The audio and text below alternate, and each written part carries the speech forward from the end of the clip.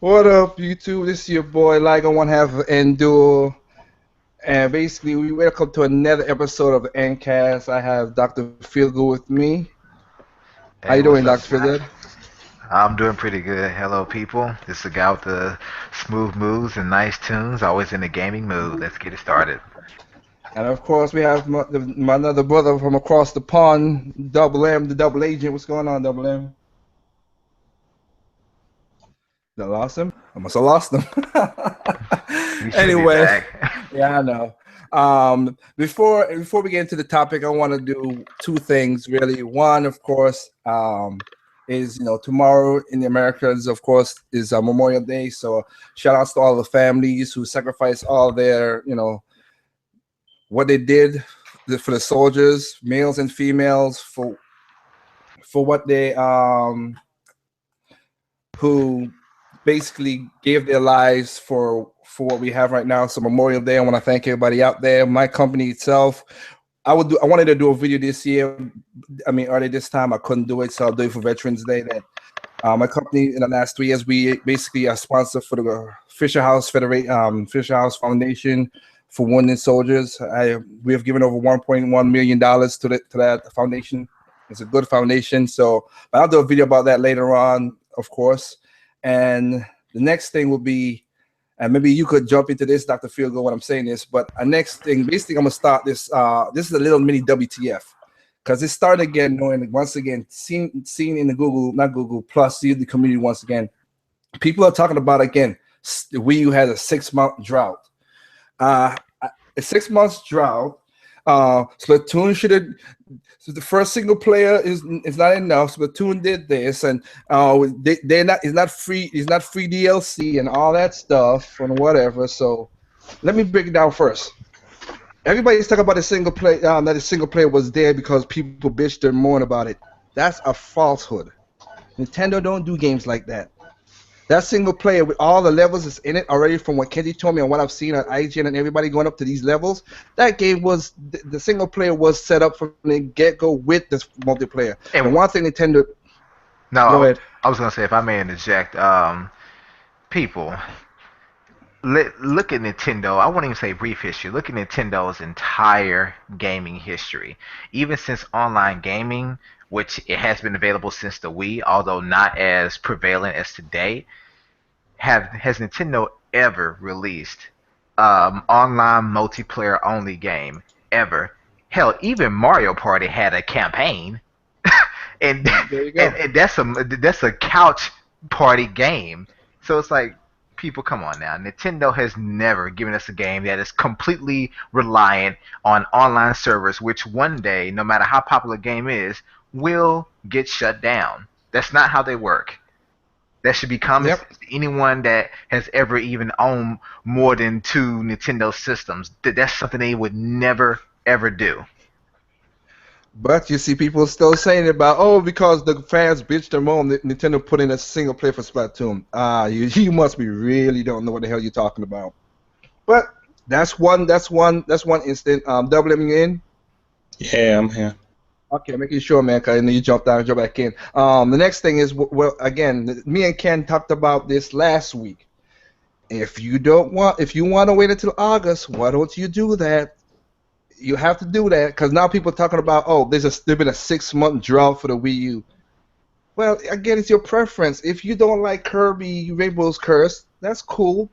Again, right now I'm playing all kind of games. I'm like I said, I've been playing Mario Kart, I've been Splash, I've been playing Hyrule Warriors.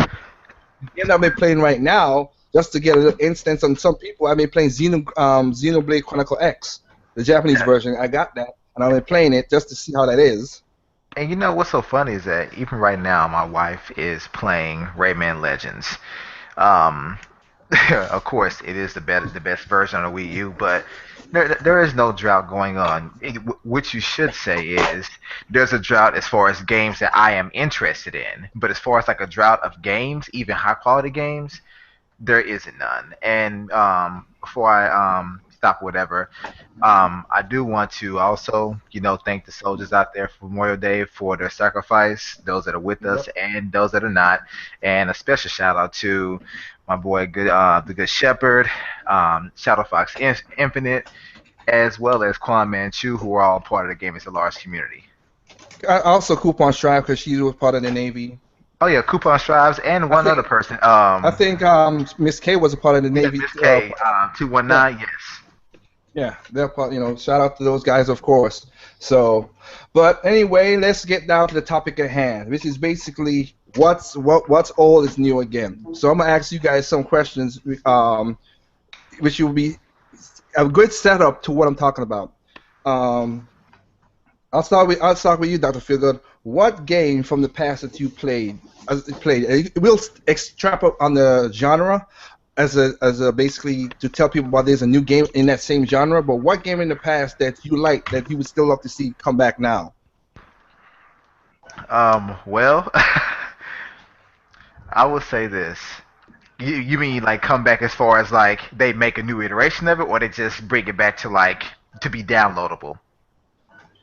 No, I don't care, download or whatever. Just something new, just something that you like back in the past that you think that it could work that that you wish that it could bring back now. Now again, I'm just saying it as an opinion, or just if you hope that could happen, because there are a lot of legitimate stuff behind it that makes certain games can't happen. But Well, the I'm just gonna easiest put. choice, the easiest Okay, choice, and I'm pretty sure Zen Gamer can agree. Diddy Kong Racing. If they were to me, that's the only game that in a lot of ways is superior to like the respective Mario Kart on the N64 back in hmm the day. And if they were to bring back Diddy Kong Racing with the same mechanics, I would be I would be completely ecstatic, like completely. That's the game I want them to bring back.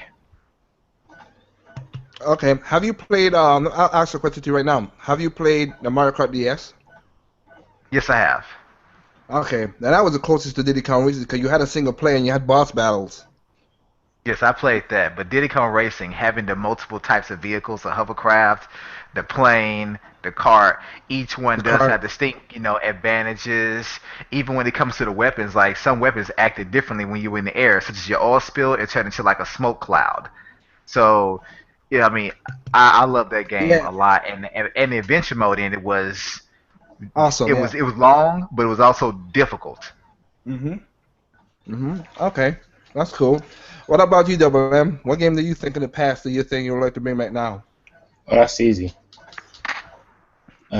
Crash Bandicoot.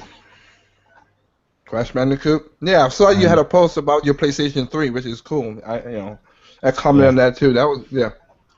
yeah. And I think if I had to choose who would develop it, I would say Retro Studios, since Naughty Dog is no more. it's not even that. It's not even to do with that. It's just because Naughty Dog done sold off the franchise a long time ago.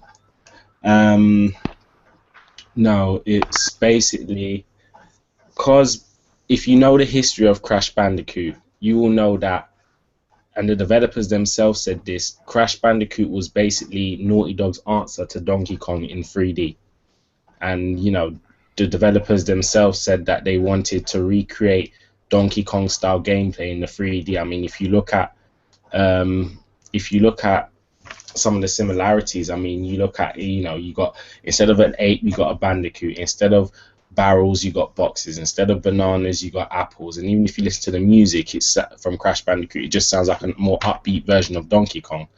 Um, so I think that if a Crash Bandicoot game was made in hmm 3D with hmm the Donkey Kong Country Returns and Donkey Kong Tropical Freestyle graphics, I think that would be awesome.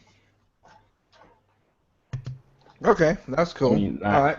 like Nintendo, if you're listening, like seriously, make it happen. Well, we'll see how that works out. Okay. Well, the reason I'm saying, like I said, the reason I say what's new to now is like for me, there are games in the genre of the games I like in the past. Like I'm a, like Street Fighter 2, Final Fight 3. Those games are beat 'em up games. Well, in that genre, now there's a game, if anybody ever checked it out, called Code of Princess, which is a side-scroller beat 'em up. You got Dungeons and Dragons also, which is a side-scroller beat 'em up, if you like those kind of genres. And you have, and then if you like Metal Gear Solid, I mean, not Metal Gear Solid, I'm sorry, Metal Slug, I'm so sorry, Metal Slug Contra. There's a game already out called Guns, Gore, and Cannoli that just got released on PC. And it's a really good-looking game. I love the way the art, props, whatever, is coming to Wii U later on. But those are There's old another games. game that's coming out too, and it's one I've been waiting for the last, I think, year. Um, Road Redemption, which is basically a remake by the same guys that made Road Rage. I mean Road Oh, Rash.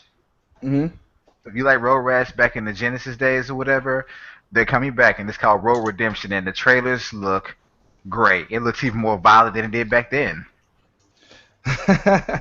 Yeah, Road Rash was an awesome game. I played on Super Nintendo and the 64. Cause you could have, bikes over, hit the chain, tangle up the chain in the bike wheels.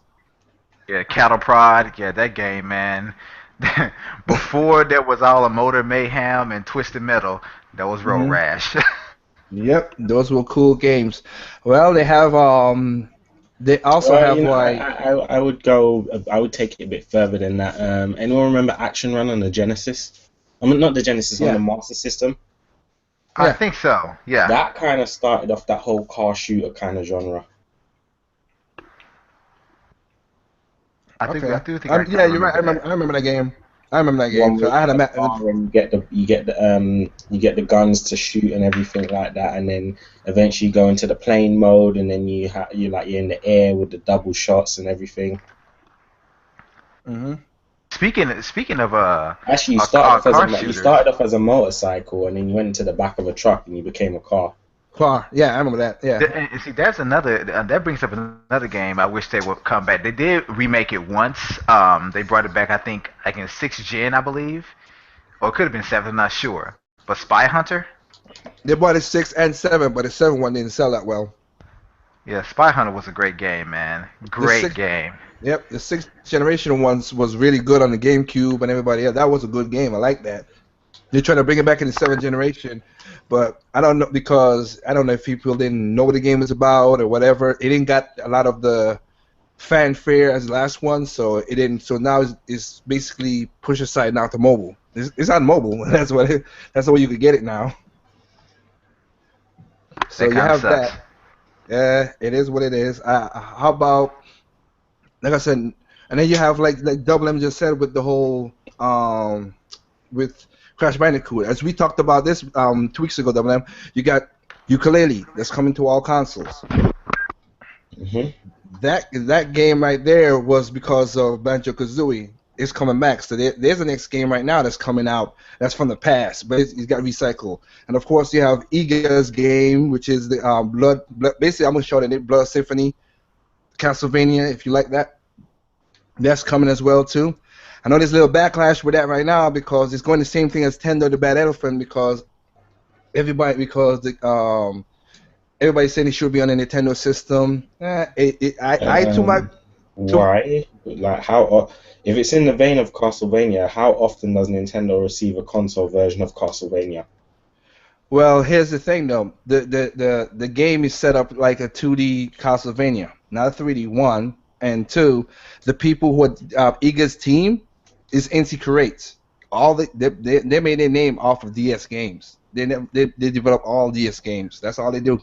They make couple PS, couple stuff like with Shantae. We work with Ray Ford right now, but their whole library is Mega Man Zero, all of the Mega Man Zero X's, a Zero Striker, bunch of games, and that's NC Creates. That's what they make.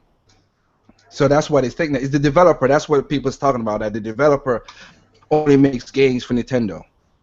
Hmm. That's why. Not Iga, but the team itself. If you go to Google, whatever, put in NC Creates, look at all the games, and 90% of the games are from 90% of the games they create, which they made a name off of, is DS, Game Boy Advance, DS, 3DS, Virtual Console. That's their game library, and all of them are on Nintendo console, not on PlayStation or whatever. So yeah, That's why people are up in arms. But again, if you get to the 3 million stretch goal as everybody's hoping it does, a next game comes out, that's good. It is what it is. Yeah, I mean, it was obvious that they never. Yeah, it was obvious that they never made the game intended. It's obvious that it was never in their intention to make the game on the Wii U. Otherwise, they would have dedicated the team and resources to that beforehand. But I guess now that they're seeing a lot of response from people who want it on the Wii U, now they're just basically saying, well, we can bring it out, but we need the extra support to do so. Yeah, well, I hope people. That's a lot of people already.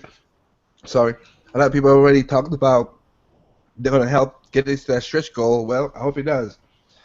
I mean, like I said, I like you guys. You guys have PlayStation 3s and Xbox 360s. All I have is a Wii U, Wii, and well, basically a Wii, but that's all I have is a Wii U. I only got this PS3 like less than a month ago. Yeah, I actually bought my PS3 about I think it was 2 years ago when they had it was like a holiday special with it was like $199 for Last of Us and Batman Arkham Origins and 250 gig PS3 Super Slim, and I was like, well, that's definitely worth the price. I mean, I'm getting 2 games for free basically. Well, I got mine off my cousin for like 50 quid. Wow. It was the 4 gig model though, but not the 4 gig, 12 gig model, but I managed to get a 60 gig hard drive off eBay for like a $5, so. There you go. Not bad. Oh, so yeah, it's that's cool. I mean, if I don't get the games that my thing is like, from my perspective, if I don't get the games I want on the Wii U, I basically, like most of these indie developers and Kickstarter games, I get it on PC. Like I said, I have an adapter that adapts my Wii U Pro controller to my computer, so it don't feel no different anyway. What, Bluetooth adapter or? Huh? Bluetooth adapter. Yeah. Thought as much. 'Cause I know it doesn't have any like connection thing through the USB. That's just for power. Yeah, well, it is a Bluetooth. It just sends out the signal because you could connect your 360 controller, your Xbox One controller. Is a universal controller adapter, Bluetooth, like you said. I just plug it in and play the game, and so far I've not gotten no lag with it, so I'm enjoying it. So, like I said, like I played like a next game that to add to this genre is Freedom Planet. Freedom Planet is a cool game. It's coming to the Wii U. It's basically developing the same vein as Sonic. It's developing the same vein as Sonic. It's a cool game. The speed, the graphics look good, and I hope when it comes to Wii, a lot of people out there go pick it up too, because these are one of those games that people need to check out. And again, you go to YouTube, put in Freedom Planet, and check out videos and see how cool the gameplay is. But I played it on PC, and it's a really good game. I enjoyed it, and I'll double dip when it comes on the Wii U. Cool. So, yep. So but what I'm gonna say, you have that. I'm trying to figure out. Is any more? We have, like I said, we have all these games that's coming out, and the thing that killed me now is, I want to, like I said, talking about the game bubble is. Since we just talked about at the beginning that everybody wants the new stuff all the time, I had a good conversation with GVG INU about how we need to work, and Scarface talk about why we're paying $60 for this and that. And I'm starting back my company. I'm revamping my company to do more contracts. So I've been talking to developers from the East and the West, and they're talking about how gamers now are demanding so much, but they don't want to pay no more. They still don't want to pay more than the $60. I mean, it's true, because if you really think about it, games today are actually factually cheaper than they were even 2 generations ago. If you think about going back to days like the PS1, even back then, games were $49.99. If you factor in inflation, yep, that makes them more expensive than they are today. So games today are actually cheaper than they were 10, even 15 years ago. I remember actually spending $80 on N64 cartridges. Yep, I Like spent night. Go ahead. that's if you actually like that was like the regular price basically. There would be sometimes you find one for like 69.99 or even 59.99, but basically their cheapest game was roughly, even if it was shovelware, it was probably about $60. And if it was a good game, like it was $80. Like there was no way around that. And oh please don't buy it at Sears and Roebuck. That game would be like $100. Cause they didn't believe in sales at all. I remember seeing the same games that would be like a Target or something. It's like, hold on, why is this game 70, $80 here, but you guys have it for 100? Do people actually buy games from you? Yes, they do. But back then, games were closer to $100 than they are today, and games Hmm. were complete. They weren't broken. Hmm. I was because I remember picking up WrestleMania 2000, and it was like $99 for me for the for 64. I was like, dang, And you got to even save up to those games. even to add to that, I remember this. This is like one of my most iconic, memorable moments in gaming. Period. Do you guys remember a game on the Genesis called Eternal Champions Yep, and RoboCop vs. Terminator? yep. My grandmother, when those two games dropped for the holiday season, I forget what year it was. I was young, but she literally gave up two Benjamins to get those games and maybe Mm. got back like $20, $25. So these were Genesis games costing $80+ each. I'm not sure where the hell she bought them from, but those two games were brand new, and I remember her just handing the guy $200 bills. I was like, "Damn! Like, I better be happy because be she gave up a lot of money for just two games to play." And you best believe I enjoyed them both. I mean, really enjoyed them. But see what you just said right there. She bought two games, right? And then they better last you as long as as long as you can, because it's hard to buy those games. Yeah, I mean, they were expensive. Like, I mean, the cheapest game even back then was really still like $50. Okay, but my point to what you just said right there. But now we get people now, the modern gamers now, they want they always talking and they want a game like every other month, and they don't even complete most of the games. Yeah, no. To me, Nintendo is doing a good enough job just by dropping one major game per month. I don't. If anyone says there's a gaming drought, Is there a what they're looking for is either games they prefer, like shooters, or popular AAA titles and stuff like that. But honestly, man, even when it comes to AAA titles and high quality titles, there's not a drought. There is no drought. People, I mean, I argue with. I'd take even a step beyond that. I think it's too many people that have too much time to play games. That's what a lot of it comes down to. It's That's just that true. as soon as they buy the game, they complete and already they want to move on to the next game. If any of these companies were to make games to try and just if any of these companies take away third party, if any of these companies tried to make games to accommodate these gamers today, to accommodate a lot of their demands for games, they would go broke because they wouldn't be able to keep up with the demands of some of these people. And then even when you add third party, you still wouldn't be able to compete with the demands of these people. So what's the point? Yeah, I actually had a You may debate. as well just make your games when you can, as long as they're working and they're in good quality, then that's all you can do at the end of the day. People demand a good product. Well, good products take time and they take money. So, Yeah, you you can't know, have it both ways. And exactly. even just to piggyback on a podcast or a video you did, I think like a few weeks ago, KD, that at the end of the day, it's about your preferences. And if all you prefer are shooters and more shooters, you're right. In a sense, you may go through a drought because, hey, I mean, you spend all your time playing one type of game, but you must broaden your horizons. Because don't get me wrong, was I sitting up here asking, telling myself, man, you know what? I really would like a sequel to Kirby's Canvas Curse. I never thought about that. But when the game came and I saw it, it's like I'm going to play that game again. Like you have to be willing to venture out, and if you are willing to venture out, because not like no one, not all companies make the same type or games or genre of games. So if all you like are shooters, and one day there's going to be a drought. If all you like are platformers, one day there's going to be a drought, depending on what system you're on. So if you venture out, there is no drought at all, period. But if all you like is Call of Duty, yeah, there's going to be a drought here and there.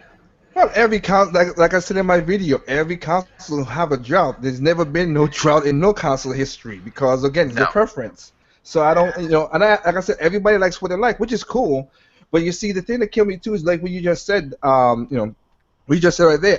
I'm hearing they say people who say, well, there's they got no AAA games and this and that, but on the other side of their mouth they talk about, well, you need to experience more games.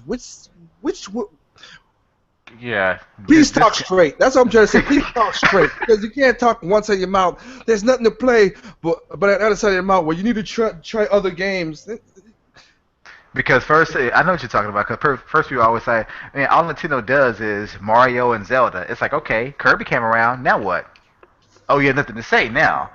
And Splatoon's about to come out, but you have your own hangups about not wanting to buy that game, whatever the case may be. I'm not going to get into it. So now we got two things that have come out, other than Mario and Zelda, and yet these are two things you don't want to support for whatever reason. All right, that boils down to your preference. So according to your personal preferences, you have nothing to play. That's your own fault. That's not the fault of the gaming company. Because I'm telling you, if right now, for example, I'm just gonna throw someone out there that's waiting on a few games that I know about. Mega Gamer Man, he loves Kingdom Hearts, he loves Final Fantasy, he loves Mega Man. I'm pretty sure if he had his way and Nintendo said, Mega, just tell us what you want, all we have on Nintendo systems are Mega Man, probably Xenoblade, Final Fantasy, and Kingdom Hearts. That's all he would probably want. Yeah. But that doesn't satisfy everyone. And to me, if you want to be satisfied all the way around, there's really only one console to do that. But that, again, that is my opinion, my preference. Yeah. That's what I'm saying. Oh, Go ahead. ahead, Double M. No, add something to it. Yeah, go ahead. no, because you say what you're saying, so because I can't even remember what I was going to say, and I'm kind of knee deep in Ratchet and Clank right now. I'm sorry, but this Ratchet and Clank is a brilliant game. Like Sony, you need to like just use Ratchet and Clank as a blueprint and just develop your games based on that, because every Ratchet and Clank game has done consistently well in both critical acclaim and sales. So just some advice. I'll try to throw off topic, but just some advice for out there, Sony, if you're listening. But, yeah. Well, like I said, I do contract with Sony, so I will pass it on. So if you don't mind, I'll do that for you. Go ahead, please. Well, Because Ratchet and Clank is brilliant, and this is how games like Ratchet and Clank are how Sony started. I mean, Crash Bandicoot, Spyro, and all them games, Jack and Daxter. Aren't we getting a Ratchet and Clank movie, or is that Jack and Daxter? No, Ratchet and Clank movie. Well, there you go. There's your support right there. They're taking care of Ratchet and Clank. We got a movie coming but out. I'm not just talking about Ratchet and Clank. I'm talking about all the other franchises that they've had that are like Ratchet and Clank. I was joking. I was being trolling. My bad. He's right. Let me say something first. Anderson, Archella, and anybody who's listening, because the question app is open, so we'll answer the questions later on. So that's cool. But to keep on going to what you guys were saying, like again with the preference thing. Again, like I said, I have many games that I'm like I said, right now I'm playing so much games that I don't even have time for. We're all the gamers, so we have jobs, we have our own lives to play these games, so that takes up our time. But then like I said, right now I'm playing. I'm going to do a review of this. I just bought Puzzles and Dragons Friday. I downloaded, playing it, and I'm hooked on that game because it's a different type of. It's not this easy match 3 everybody's thinking it is. It's a whole different game. That's what hooked me in with the demo. But I'm playing that, and then and of course I'm playing again. And if you guys have any questions about that, I'm playing Xenoblade Chronicles X, and it's pretty good. I You have dick. Ace, man. See, you just had to mention that, man. Like But I have the video I on my understand you channel. got your copy, but don't you dare shove it in our faces. No, I we're waiting shove on it that nobody's faces. localization. If you have a question about it, I will answer your No, question. I don't have a damn question. I want the game. Well, I'll say one thing: you better get yourself that hard drive. I'll tell you that. Oh, trust me, I plan on doing that. In fact, my Wii U is about 2 gigs from being full, so I know I'm gonna need a hard drive. Okay, yeah, you're gonna need that hard drive because now that I played with the loaded, I played with the loaded with all the with the loaded and with off the loading, yeah, it does make a difference to have all 14 gigs to update the loading of the loading for the game. Okay, it's different, including the one with the land. You have to like you know go. How should I say this? Like load up all the maps and everything. Yeah, it is pretty cool. So, because I'm playing that game right now. I'm not gonna go all the way in the game because it's all in kanji and Japanese, and I know I know enough Japanese and kanji to be dangerous. But of course, that's not my fluent language. So I'm just going off and playing the game for the fun of it. And like I said, I have a video on my channel about the impressions. If anybody want to check it out, at 20 minutes is all the impressions that I about the game. Like I said, I still have a gripe with the battle system, but they relieved it with the guns in a way, which is cool. Well, But I'm just hoping that release date is July. well, I also because of you, I addressed that last part in the video. Because I'm looking at all these kanji, man. It's gonna take. Now I'll say this: if it comes out July, I am happy. I will be wrong. I am happy. Nintendo spend millions. They spend buku money, and they got a lot of people to work on this thing. Like 100 people at least to work on this game to get it out that time. Oh, that's small in comparison to Ubisoft, Activision, and EA. Well, I'm talking about just English. I'm not talking about the other stuff. That's not small. Well, the reason I said it is because a lot of people are thinking, like, I read across more than a few that say, "No, man, this game is too big. It's gonna take longer than that." I said, "But don't act. But you're saying that as if 3 months. It's only been 3 months. Like they may have released the game in Japan at the end of April, but that doesn't mean the game wasn't finished in that time. They could have started acting the localization back in January." They start well. My point is, like I said in the video, if it's basically when you start localization for a game like this, about 80% to 90%, 90% complete because there's so many different options and questions and side quests and everything that it has to. It takes a while to do that.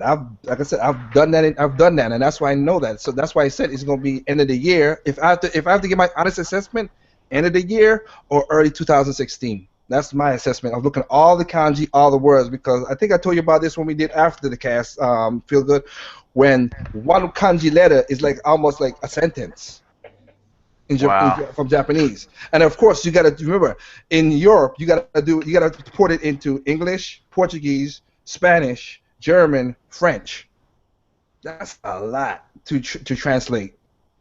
So you're right. They could have started back in January. They could have started back in November, for all I know, because I didn't know for the point. But let's see. Like I said, if it come out July, that'll be cool. I'm not arguing about it. I'm playing the game right now. I'm seeing what it is. Hopefully, July, you guys get to play it. It's a cool game. I like the game so far that I'm playing it. Again, the only gripe I have about it is the damn battle system. I never liked the battle system from the old game. So, but that's my hater. Hater. Hater, nothing. I like one-to-one action touch. I like one-to-one hit action. I don't like when I'm running away from a character and they do a physical attack and they still hit me. Whatever. I hate that. You 50 feet away and they do a punch and you still get hit. How? I don't like that. Well, Nintendo showed you this in one of those videos, the review videos, where the guy, like, alerted this big ass monster and he started running away. He threw a boulder at him and hit him in his back. That's different. If it's a attack like fire or magic or the rock, I have no problem with that. But I'm talking about a physical attack. Well, maybe you're not running far enough away. Yeah, whatever. I know what I've seen. I know what I'm playing. I don't like that. But anyway, that like I said, that's the only part about it is that I don't like about the game. But again, like I said, it's still a good game. Like I said, I don't understand half the story because I don't know where to go because I can't read some of the kanji that's in there. Like I said, if you look at the video, I basically had my friend Kenji to tell me what the hell is this, what the hell is that. Okay, I know where to go now. 'Cause it's the first map, Pandora. That thing is humongous. And I would say one thing: don't accidentally press none, and I do mean none of the attack button by accident, because you will get killed by some of these creatures. Because if you, by accident, including that brontosaurus thing, that thing just give you one stomp and you basically dead. So, and those things are out in the field, and of course, like you just said, not a field good. Yeah, the monkeys, those suckers are the most aggro creatures on the planet so far, other than the wolf-looking things that always attack you.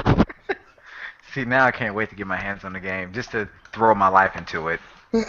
And Yeah. I mean, and I know when I probably get that game, between that and even Splatoon down the line, I hate to do it, but I know I'm going to need a second Wii U. Damn it. It'd be the first time I ever owned two of a console. But Okay. you know what? I'm not mad because honestly, out of all the consoles that I've owned, I think the Wii U is worth owning two of. I guess I have two, but of course I have one Japanese one thing. So, but it's pretty. It's pretty. Like I said, I am very content with my Wii U, and I hope everybody is also content with any game system they have. I'm not. I don't care about that. But like I said, I don't have a drought in my library because I have so many things to play. As much time as I used to have, I have not played. I still ain't finished the original Xenoblade. I got Yeah, very me far. neither. And I haven't finished that game, and I still need to do that. So I always like how people. It goes back to our topic. I'll be saying, you want the new shiny stuff for what reason? Are you trying to prove that you got the stuff or whatever? Because I don't care. I'm playing the game. I'm having fun. Gaming is all supposed to be about fun. And right now, I already got the code and everything set up for downloading Splatoon next week Friday. That's good when that drops. I wish I was like you, Dr. Feelgood, to take a day off. Again, I own my own company, so I can't take a day off. Like tomorrow, I'm off. My regular day job, my architect job, I'm off. But my night job, running the company, nope. I gotta talk to people in Japan and London and everything to get everything projects up and going. So I ain't got no days off like that. But hey, man, we may just have to go ahead and pull a what was the name of that movie? What was it called? The Wedding Ringer on you. Just kidnap your ass and take her out. Yeah, I don't. Yeah, like I said, you ain't take. That's good, but you ain't taking me for my money though. No, no, that ain't for your money. No, no, no, nothing like that. But you may not be back to work in a week. I know, right? I need to schedule some dates for all these games that I'm playing. But like I said, it's cool. Everybody has the point we're talking about right now. If anybody's joining in, we're talking about like everybody talking about this drought or they need this new stuff. There are a lot of you don't need to get the new stuff to prove to somebody nothing. I mean, just buy the game when you get a chance and buy the game because one person I saw, me and you said about this again, Dr. Fielder. Arkham Knight looks like a good game. I'm not getting it first day. When it No, gets the year-end uh, edition, yeah, I'm waiting for the Game of the Year edition, complete with all DLC included, free of charge. Like, yeah, and the price of that will probably be 30 or $40. So yep, to all the ones that spent $100 on that, I'm getting it for roughly a third of their price. And we all know this happens because I can give you the prime example that pissed off everybody when it happened. Who remembers Forza 3? Forza 3 on the Xbox 360. I hmm have that game. I have Forza 4 as well. Forza 3 was a fun ass game. I loved every minute of it. However, but the game had about what 15 to 20 different car packs you could buy. And then I think like 6 months later they released a Forza complete or Forza 3 Ultimate Edition that came with all the car packs and all the extra DLC free of charge. And it was $30, and each one of those car packs were $5 a piece, if not more. So some fan bought the game at launch for $60 and probably purchased every car pack and or season pass they had it back then. I'm not sure they did. for 30, 40, $50 worth of DLC, and then they just gave it to you for only half the price of the game. Well, you can't even say that because look at Titanfall. You could get the game for $5 a year later, and all the DLCs on it too, free. Well, even just equally bad. The Xbox One launched as a $500 console, no games. Do you mean to tell me 3, 4 months later when Titanfall drops, they say we're going to give you an Xbox One for $450, and we give you Titanfall for free? I'm thinking like you just actually shitted on all your fans that bought an Xbox One day one. Well, it's part of life of early adopting. Yep, Yeah. that's one thing. That's one thing we can't change, man. Is the early adopters is always gonna be, that's what early it's going. adopter. If you're going to be an early adopter, then you should know what you're getting yourself into. Yep. Yeah, and my thing is the only system I think I've ever purchased day one ever was the Wii U. I got my Saturn, I think the week that it came out. I got my Dreamcast, I think that week when it came out. But yeah, no. Wii U was day one, and I know I could trust Nintendo because they never released a crappy console, at least not as far as hardware. Plus, their consoles have always came with a game. So I don't have to spend extra money to be able to play something after I bought a console. Yeah. Okay. Well, I mean, I'll join you to that point because I didn't bought the Wii U day one. I didn't buy the 3DS day one. I bought my Wii day one because I just went on that was luck because I never thought, and again, this is another thing, nobody thought that the Wii would have been outsold for 2 years, and I'm happy I got mine. And I have Nobody to saw admit, that. I found mine 3 months after launch. No, I take that back. Probably around 1 to 2 months after launch, I literally walked into a store. I was going there. I was running an errand. Stopped at Walmart. Had been calling around for weeks on end, different retailers. And I just said, let me just stop by the gaming section. I didn't expect to find one, and there was one sitting there where we play as a bundle.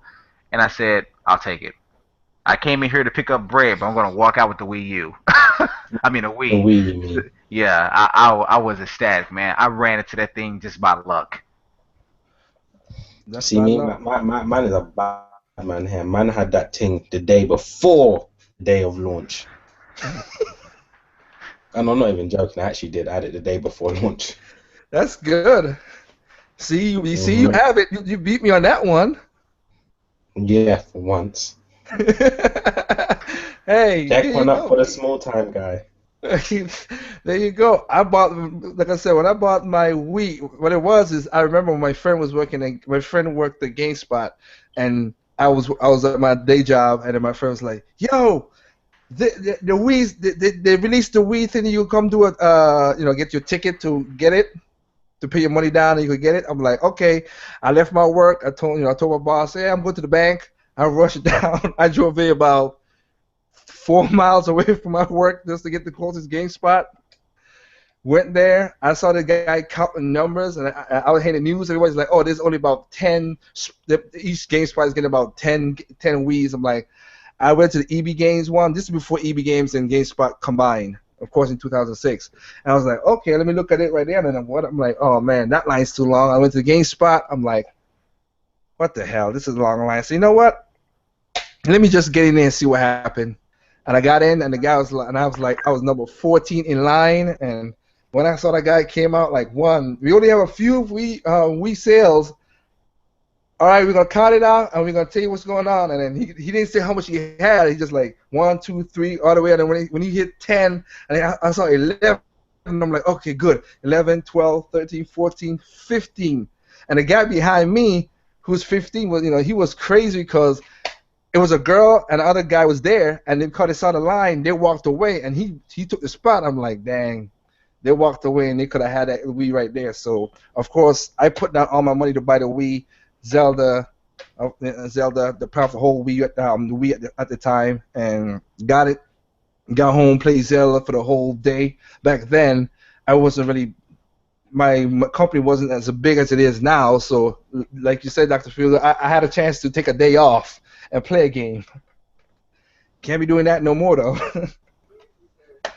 So I have to say the only thing that you have said, the only thing that I beat you guys on is certain things. Like I said, I got connections now, so that's a different story. So I'm not forcing in you guys' face. I'm just saying stuff that Yeah, happens. but you can't. Oh, still.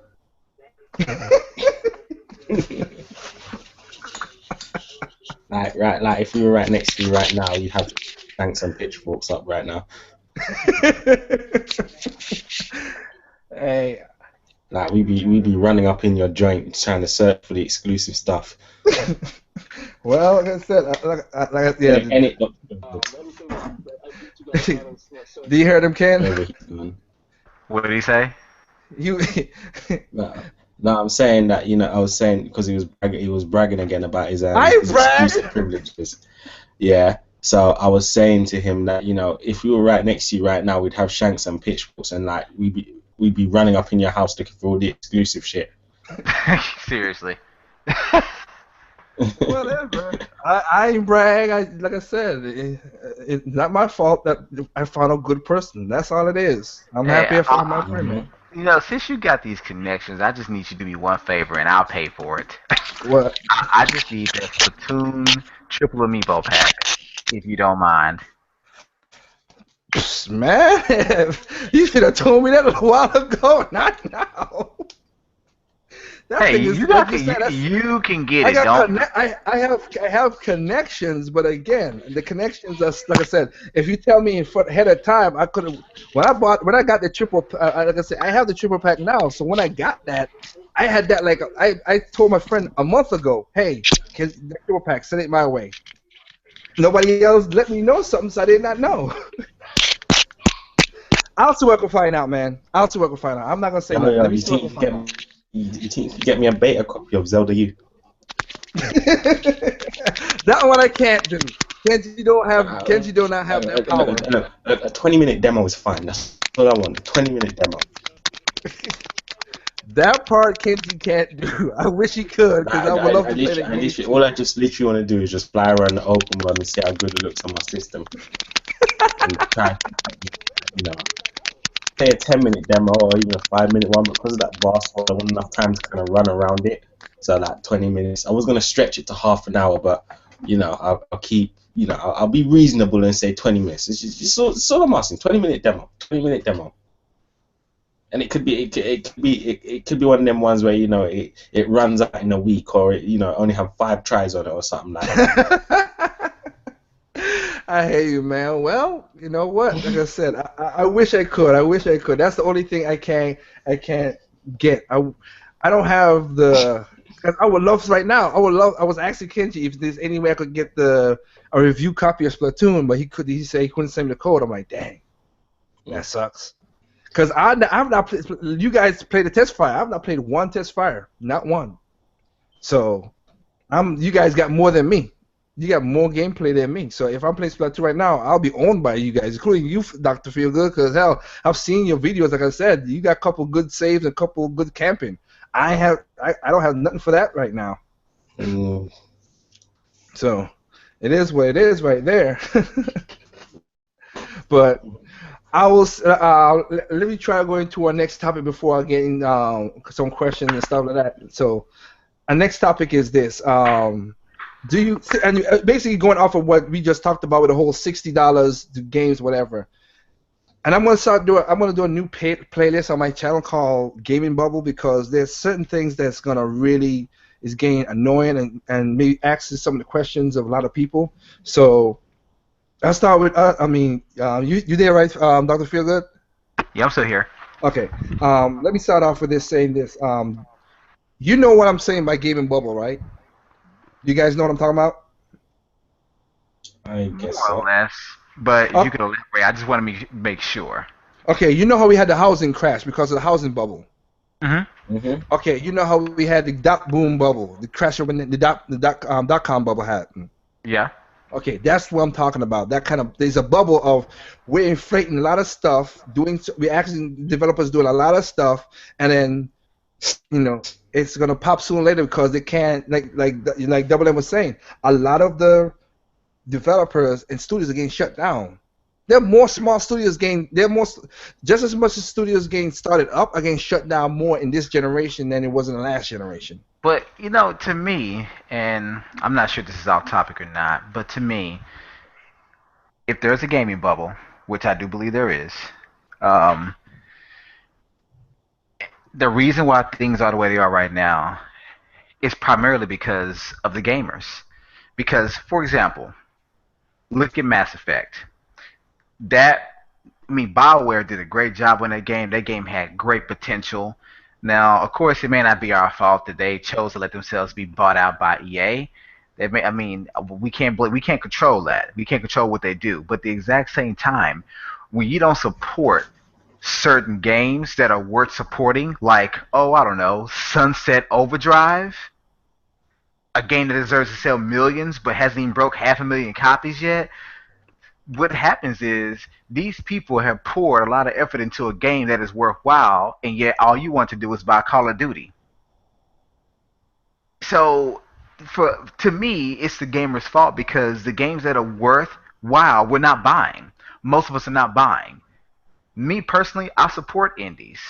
I do support indies because to me the indies remind me of the companies back from the 5th and 6th gen, those middle market companies, the middleman companies that basically made games that they weren't the most the most well-renowned developers out there, but they made a game that's like, this is actually a different take on something, and it's actually kind of cool. Like, I mean, what happened to that? Even most people don't even know that Call of Duty used to be a middle market game. It wasn't always as big as it is right now. It used to be a middle market game. And its primary audience was on the PC. Exactly. But then Modern Warfare came out. It blew up, became $1 billion franchise at that point. And Modern Warfare 2 furthered that along. And after Modern Warfare 2, they've been in a steady decline because it's grown stale. I mean, but even just to get off that, 'cause I can talk about that all for a whole hour. But we all run out to buy Call of Duty, Battlefield, Gears of War, Halo, and other games out there that are extremely popular. But they don't even have half the ingenuity as other games around us. Like, for example, you may look at Kirby and Rainbow Curse and think like, man, that game, there's nothing special about it. That game is damn difficult. And that game there's no other game really like it except for its own predecessor. You look at Sunset Overdrive, a colorful third-person shooter, and yet no one wanted it because it wasn't Halo and it wasn't Call of Duty. There are many games like that. Even Lego City Undercover, that game actually, to me, was better than Grand Theft Auto 5. And it doesn't even have online play. In all honesty, anything to me is better than Grand Theft Auto 5. I mean, but Lego City Undercover was a great game. I think it's either close to really million good. units or it just barely passed it, but great game. Zombie U, a great game by Ubisoft. But I spent more time watching my sister play Lego City Undercover than I played it myself. But she really enjoyed it. It looked like a really good game. but we're not. But see, It was not very people fun buy and these quirky. games.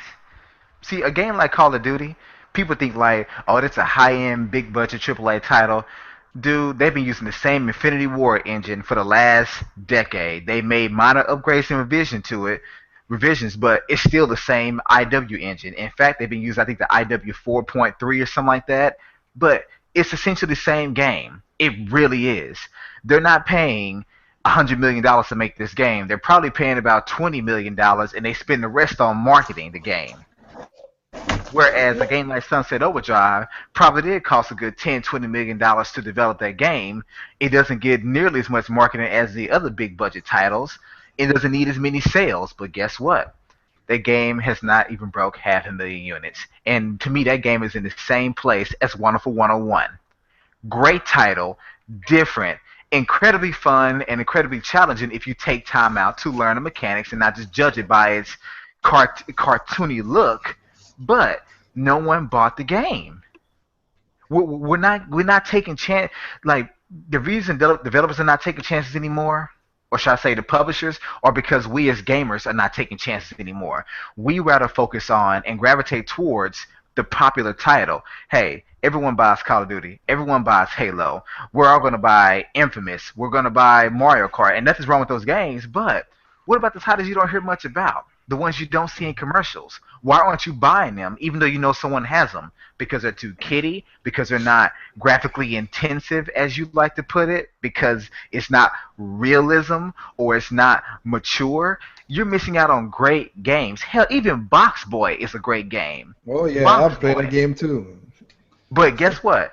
I bet you not many people gonna buy Box Boy as much as someone will buy, say, Call of Duty. No one's going to do it. They're just not. Even Tropical Freeze as a platformer, that's probably one of the greatest platformers ever designed. It really is. But it's not going to sell Mario Galaxy numbers because most people, even though they know Donkey Kong's like, it's just not a platformer. Why should I even waste time on that? I need a game that's more involved. How do you know what the game is like before you even played it? I may say something like, I'm not going to buy Order 1886 because of the things I heard about it, and I may say negative things about the game, but I will never express the things I say, my opinions, as fact, because honestly, I don't have a PS4, and therefore I have not played the game. So I will never say, yeah, the Order sucks. I may say, no, that game's too short, I'm not going to spend my money on it. But I do think it's still worth the rental. I think it's still worth trying. But overall, to be concise, gamers are the problem because you can't expect developers to take chances and release unorthodox games that don't fit a certain criteria or genre, or try something different because you, as a gamer, are not willing to try something besides the common everyday shooter. Mm-hmm. Well Hey, said. anything you want to add to that, Double M? Well, I don't know if there's anything I can, but I'll try and add a 1-2 cents in to Dr. Philga's 98.99 that he just added. I'm sorry, man, but I mean, that's something I just felt for a while, and I've spoken about it before, but people just Ah, don't that's cool. understand. No, well, this I'm gonna, I fully, I fully agree with Ken's sentiments on the whole thing. Gamers have become a problem, and it's ridiculous because everyone says they want a new IP. No, you don't want a new IP. You want the same game with a new skin. That's all it comes down to. It's quite sad because new IPs are being brought out, new types of genres, and like Ken said, people just aren't really supporting them. They still want the same. They still want the same stuff. Codename And Steam. but no, an example. I mean, and then people complain when oh, there's a drought or this, that, or whatnot, the other. I don't know, man. I mean, I can't really say much more after what Ken said, to be honest. Okay, I could add on to that. I could add on to that. I- Here's what's going on. Like I said, like I said, because I've seen interviews with the developers, with Insomniac with Sunset Overdrive. Now, let me state this up first. Yes, Box Boy. One thing that Nintendo does, and that's what I like about them, and other and also indie game designers are in the same spot, which is basically is this. Nintendo makes sure that their games are budgeted to make a profit on them. Okay, that's one thing to do. And I have to make a video about this because everybody thinks this $1 million mark, this $1 million sales, means that it's a great game. I mean, it's not a great game. It means sales. Oh, that's something I wanted to follow up on in terms of Dr. Dre. Sorry to interrupt you. But, Okay. at this point, quickly, yeah, a lot of people hear the title AAA. A lot of people are gassed on this whole AAA game title thing and stuff like that. But here's the reality: AAA has nothing to do with the quality of the game. AAA is to do with the budget. When a game has a massive budget invested in it, then it's technically AAA. In fact, if you think about most of Nintendo's games, most of Nintendo's games wouldn't really qualify in the realm of quote unquote AAA, simply because Nintendo doesn't spend AAA money developing a lot of their games. So we need to get out of this whole mentality of we hear AAA and we get excited like a kid on crack, thinking that this is going to be the next best thing just because it has the thing AAA. It has nothing to do with the quality of the game or the potential quality of the game. It is to do with the amount of money invested in it, the budget that has been put into it. So when these AAA games come out and they're broken and full of DLC and all of these kind of stuff like that, or they're not as good as you expect, don't be surprised. It ain't the developer's fault that you didn't take time to understand what the actual term AAA meant. And plus, the term actually has a broad meaning. I mean, it can mean high quality title. It can mean big budget title. In terms of the industry, in terms of the actual industry, like the publishers and developers, it actually is just to do with the budget. It's nothing to do with high quality or anything like that. And just to touch on what you said a moment ago, when it comes to new IPs. To all the gamers out there, no disrespect if you feel this is you. I'm not attacking you directly, but I need to address something with you guys. Don't sit up here and beg for an IP from any company at all, or say that there are no new IPs to play, whatever, when once you get them, all you complain about is what is lacking in terms of what's currently available. Like, that's talking out both sides of your neck. So let me get this straight. For example, a lot of people say Nintendo needs new IPs. I'm tired of seeing Mario, Zelda, and Metroid. Okay, so Splatoon, new shooter, first shooter on the Nintendo system, in my opinion, like in-house since what, GoldenEye? And it's a whole new way to play a shooter. Entirely new way. Has not been done before. And yet, you want to complain saying, I need voice chat. Or I need custom modes. Okay. So, where was the boycott when Titanfall, they let you know there was no campaign mode? Strictly online. Where were the tweets about that? $60 game only online. So you're complaining because the game is not like what you already have or what you're accustomed to playing, but you say you want a new game. Like Double M said earlier, that's like asking for a new IP, which is basically that has the same. It's basically an old IP with a new skin. It's like saying we want a new shooter. The Halo guys say, hey, you know what? We want something different. And then what they gave you Call of Duty with the Halo, with the they gave you Halo with a Call of Duty skin on it, basically. Or I'm sorry, they gave you Call of Duty with a Halo skin. And what was that? I think it was Halo. Was it Halo 4? Or was it Reach? That was more like Call of Duty. Wasn't it ODST? Whichever one it was, but I heard a lot of complaints like, yeah, it's just like Call of Duty. It's like, well, you kind of bitch about it. I mean, if you complain about what's already out there and they change it up and then now you don't want to support it, well, you can only blame yourself. So don't ask for a new IP and then bitch because it's not like the old IP. I mean, if you want something new, be willing to accept everything new that comes with it. So for me, new IP, Splatoon, different type of shooter. I'm not looking for anything or have any expectations that I've had with other shooters in the past because it's a new IP. It's not a new version of Call of Duty. It's not a new version of Halo or Gears of War or Splinter Cell. It is a brand new IP, period. So I had no expectations and I give it the freedom to be whatever they want to make it out to be. When Kirby and the Rainbow Curse came out, I didn't say to myself, well, this better be like Mario, since it's a platformer. Or it better be like Wonderful 101. Or no, I had no expectations about it. Just make the game fun and make it playable. And I was satisfied with the game. I loved that game. Captain Toad. I had no extreme expectations about that game. It was a new IP, so whatever Nintendo wanted to do with it, I was gonna be okay with it because hey, I can't expect it to be like something else if it's something completely new.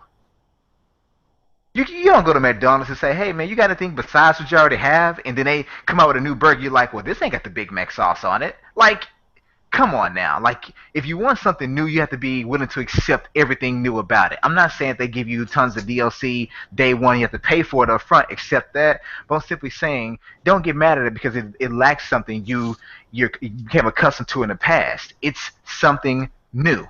Now, Evolve, that's some bullshit. We're going to come out there right now. That's some BS. So I have a problem, and you know what? Here's let me put something just like let me put something out right here. I did a video about this called Double Standards, and I was gonna like put it back on Google Plus because I guarantee you this is gonna happen, and I bet back then, and I bet it's gonna be right now.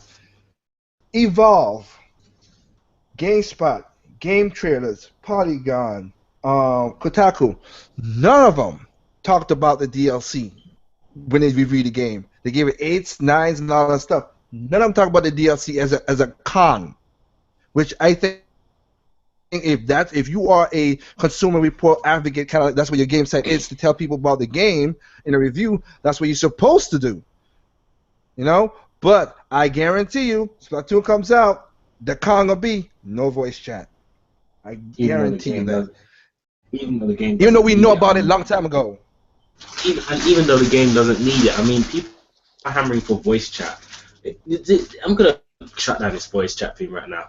Most of the people hammering for voice chat do not want it to call out strategies or work together in video games because most of these games don't need them. I played team-based strategy games on my PC and without voice chat and didn't need it. Why? I had all my objectives displayed. If I could see, most of the players same direction, so I knew to myself, okay, they must be heading towards the objective. Go with them. You can tell what you have to do based on what a player's actions are. Now that isn't a team-based shooter, so that was about at least 12 people, 12 people on each side. Now, Splatoon 4v4 in maps that have tight quarters, you can see what everyone is doing, and you can plan around that. So what kind of time do you have to call out a strategy anyway in 3 minutes? It's 4 minutes actually, but yeah. No, the 3-minute matches. Oh, is it 3 minutes? I thought it was 4 minutes. Yeah, that's 3 minutes. It may be 4 minutes total if you count the intro and the results screen, but the matches are 3 minutes. So yeah, what do you need voice chat for?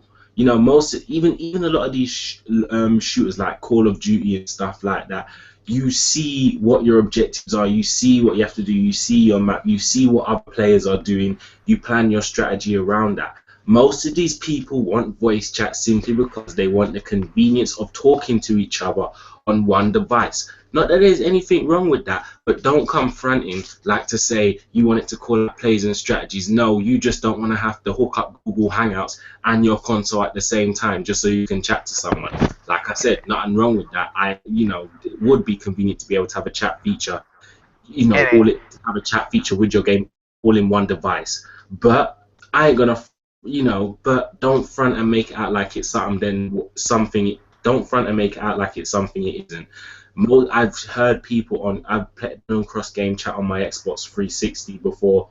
I've heard people on cross game chat. No one's talking strategies. They're just all having general conversation while playing their game. So stop fronting saying, "Oh, the game needs voice chat because we need to call out strategy." No, you just want to chat to your friends. That's all it is. You want to chat to your friends with the same device you're gaming on. And here's my thing, and I put this in a number of posts regarding this topic, and I'm not going to. Sorry, Kate. Sorry, Kate. This is kind of like your first podcast I've kicked off on.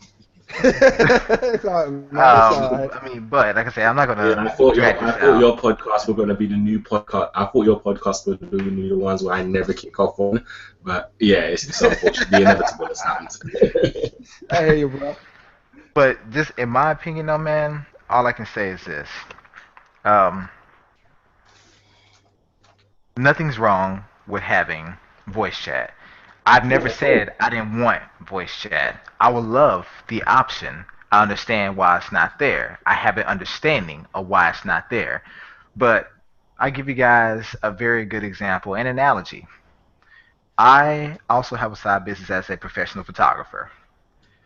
Now, I have $1,000 camera with a few lenses, professional. And I also have a pocket camera that costs a few $100 that I can take with me everywhere I go. And of course, every smartphone today, even the cheap ones, have some kind of camera on them. My smartphone is about $700, HTC One. All right. Right? Wow. Now, I can take pictures with my smartphone, yes, and I will admit it is far more convenient than having to carry around a camera. But it's also far more limited than any camera you buy in the store. No smartphone camera, I don't care if it says it got 20 megapixels, takes a better picture than a $100 camera in the store. It just doesn't, and it lacks the zoom. So, although I do have a smartphone, you can ask my wife. I still take my pocket camera with me almost everywhere I go, whether it be to work or to an event, because with that thing, I can zoom up to someone from 20, 30 yards away and get a close up. You can't do that with a smartphone. You just can't.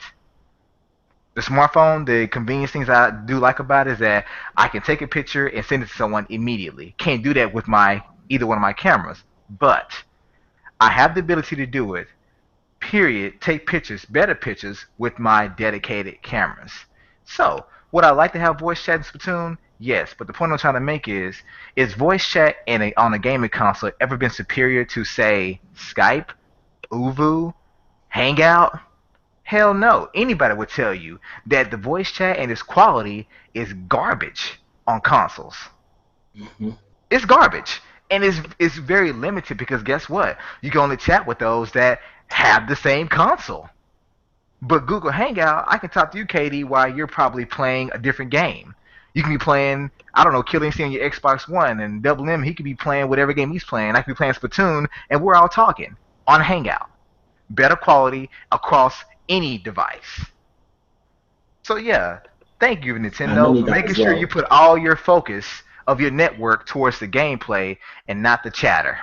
And also as well, another thing as well, because you're using two different machines. Because you're using two different machines, your games console for your gameplay and your PC for your voice chat. Each of them have their own internet chat address that links them to go onto the internet. So you're not feeding all of that bandwidth through just one internet, through just one IP address. You're doing it through two IP addresses from two separate devices. Therefore, your internet can dedicate the right amount of bandwidth to each one.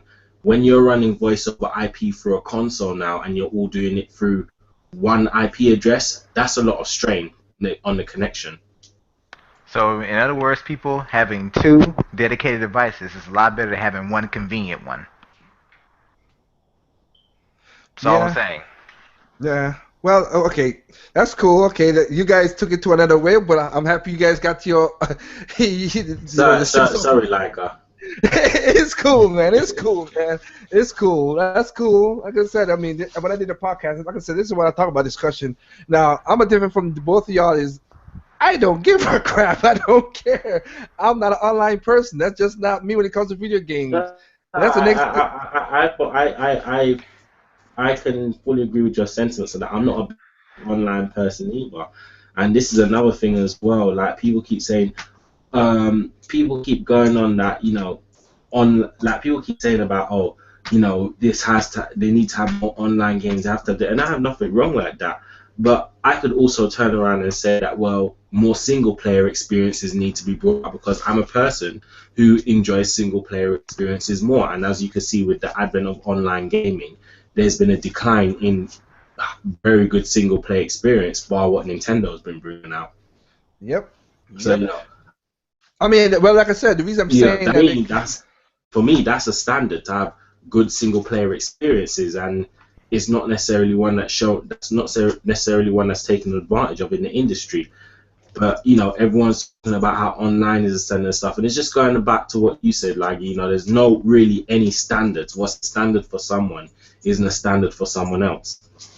Yeah. Well, the reason I'm saying that because like I said, every time I talk to you guys, including you, Double M, we're doing all this conversation. It always come with the next video in my mind. I'm gonna try to do down the road, which is when I started playing video games, I was basically a single player person.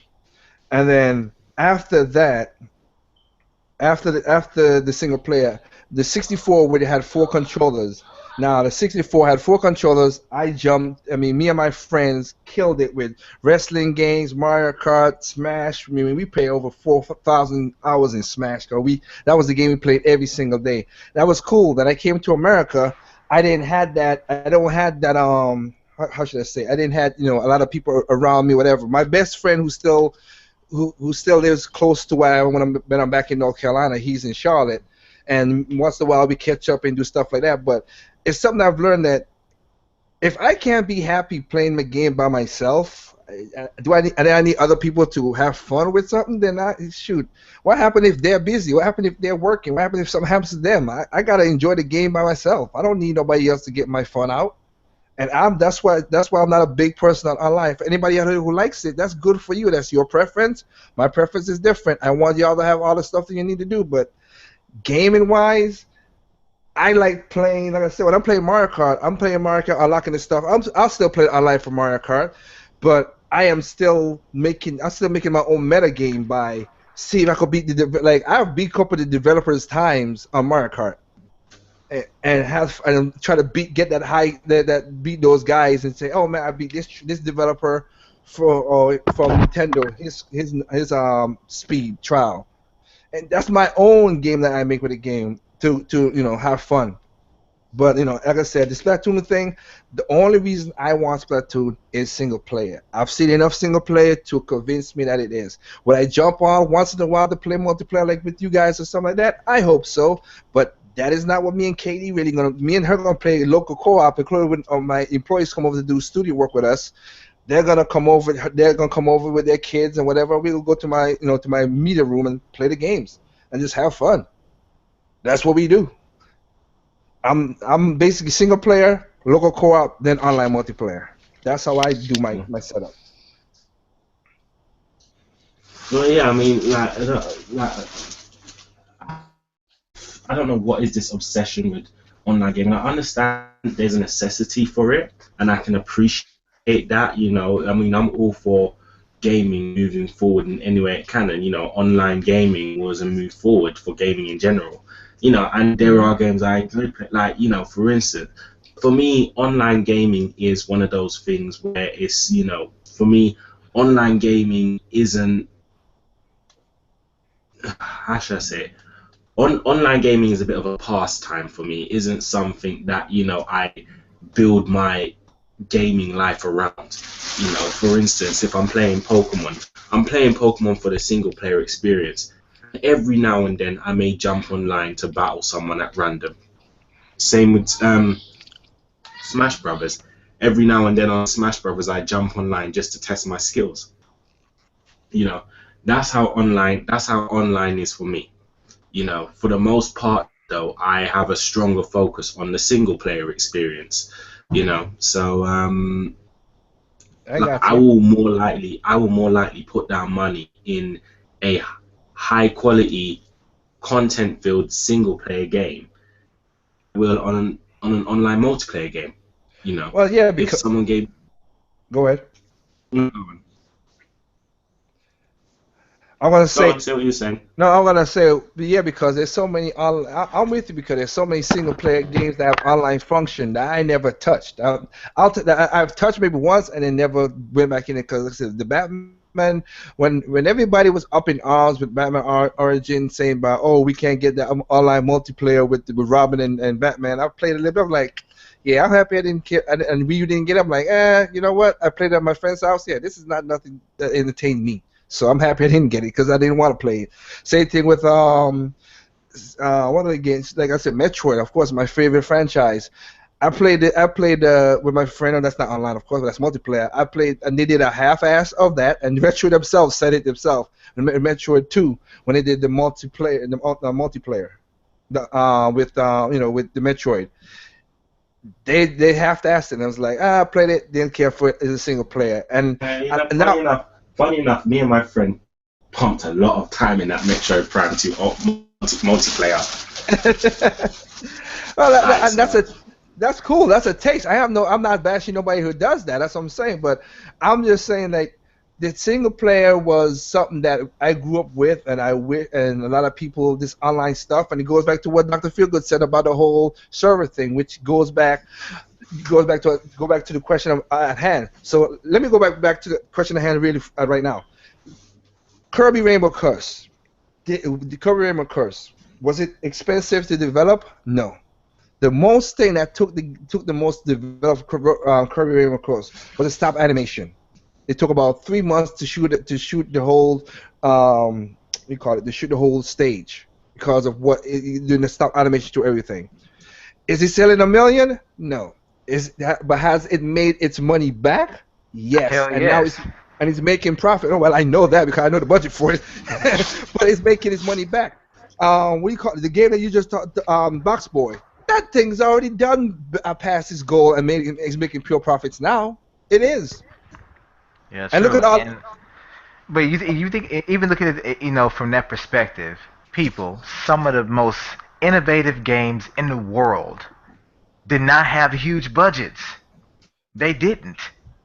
Like for example, of course, you look at the two highest rated games of all time. Believe it or not, of course, most of them are Nintendo, but was Super Mario Galaxy 2. Highest rated game of all time. Only one game has come close to it as far as overall rating, and it's Grand Theft Auto 5. Highest rated game of all time is Super Mario Galaxy 1. No, it's 2. What site are you talking about? Metacritic? Metacritic, Galaxy 2 got a 97. Okay, because I'm talking about game rankings. On game rankings, Super Mario Galaxy 1 is the highest rated one. Yeah, I went by Metacritic basically, but I'm pretty sure that Mario Galaxy 2 did not have a $250 million budget like Grand Theft Auto 5 did. No. The highest Wii game budget was Skyward Sword. And that was $30 million. So it's like Nintendo still made money back. And it you don't need to spend $500 million or $50 million to make a quality game. You really do not. Now, I'm pretty sure Xenoblade Chronicles X probably cost more than most games in the Wii U. I'm pretty sure it did. It did. Xenoblade X, Chronicle X, and Zelda right now has the highest budget from a Nintendo's perspective. Well, Zelda's always had one of the highest budgets. Well, no, yeah, and I'm just giving to what Dr. Feelgood is saying. Yeah, those are the two so far that I've gotten from Kenji and looking at all the numbers Nintendo's put on their investors report. Those are the two right now that have the highest budgets, because it took 5 years to develop Xenoblade Chronicle X, and just like right now, it's taking 6 years with Zelda now because they pushed it back. And see, even with those games, I'm pretty sure none of those games are gonna touch, $200 million on a budget, on their budget. It's like Nintendo doesn't need to do that to make a great game compelling. Plus, Nintendo, let's be fair. If you want to be realistic, their IPs are evergreen titles. Like Grand Theft Auto 5, it sold all those copies and made all that money over the course of the first month, and then it dropped off tremendously. Other games out there are kind of like going to the movies. It'll make money that first week or two, but then after that, it's a drop-off. But Nintendo, hell, even Mario Kart Wii still sold 1 million copies like 3 years ago. Well, Mario Kart Wii still selling to this day. What are you talking about? I'm just saying, but it sold like 1 million copies like 3 years ago. Even still, it's like, dude, that game was how old, and it still sold 1 million copies. Even though the new system was like basically announced and coming out, if it wasn't already out, I think like in 2012 it actually showed like 1 million copies. Well, like I said, it's the biggest skewed game out there. Nobody still have not touched it yet. It was like 36, 37 million Money, copies money. sold. 36 million. Yeah, for a I, single platform. bingo. That's what I was gonna say. A single platform. Nobody has touched that yet, and nobody's good. I don't think nobody's gonna touch that because of how things are going right now. If anyone does touch it, it'll be Grand Theft Auto, but that's also what, 5 That's platforms? that's multi-plat. Then no, Yeah. yeah, yeah. And then the biggest drop off, and to go back piggyback off what you just said, the biggest drop off of a game ever was Evolve. The next month, that thing dropped like a rock for what people played on that game, And this one's like, and that came out February. people, gamers out there, please, if you can, truly, this actually take a year to turn yourself away from the big budget titles and actually start buying indies. Start playing games that are not nearly or widely as known. If you want, read up on them. Like for example, the people that are making Ukulele are actually from the old Rare development team. So it's like they Yeah. have their own studio and stuff, but no, are they actually working for Rare? No, but they came from the old team. So you may as well say that it is the core and heart of Rare, like the heart and soul right there, making a spiritual successor to Banjo Kazooie. So read up on games. It's like the reason I want Road Redemption is because these people say they actually idolize that franchise and the developers that made that game. They loved Road Rash and they wanted to make a spiritual successor to it. So that's why I want it. Just like Affordable Space Adventures. That is, I think, a $15 to $20 eShop title. And it's an indie game. But they even said that this game is probably like one of the top 3 titles that use the gamepad more than any other Wii U title out there right now.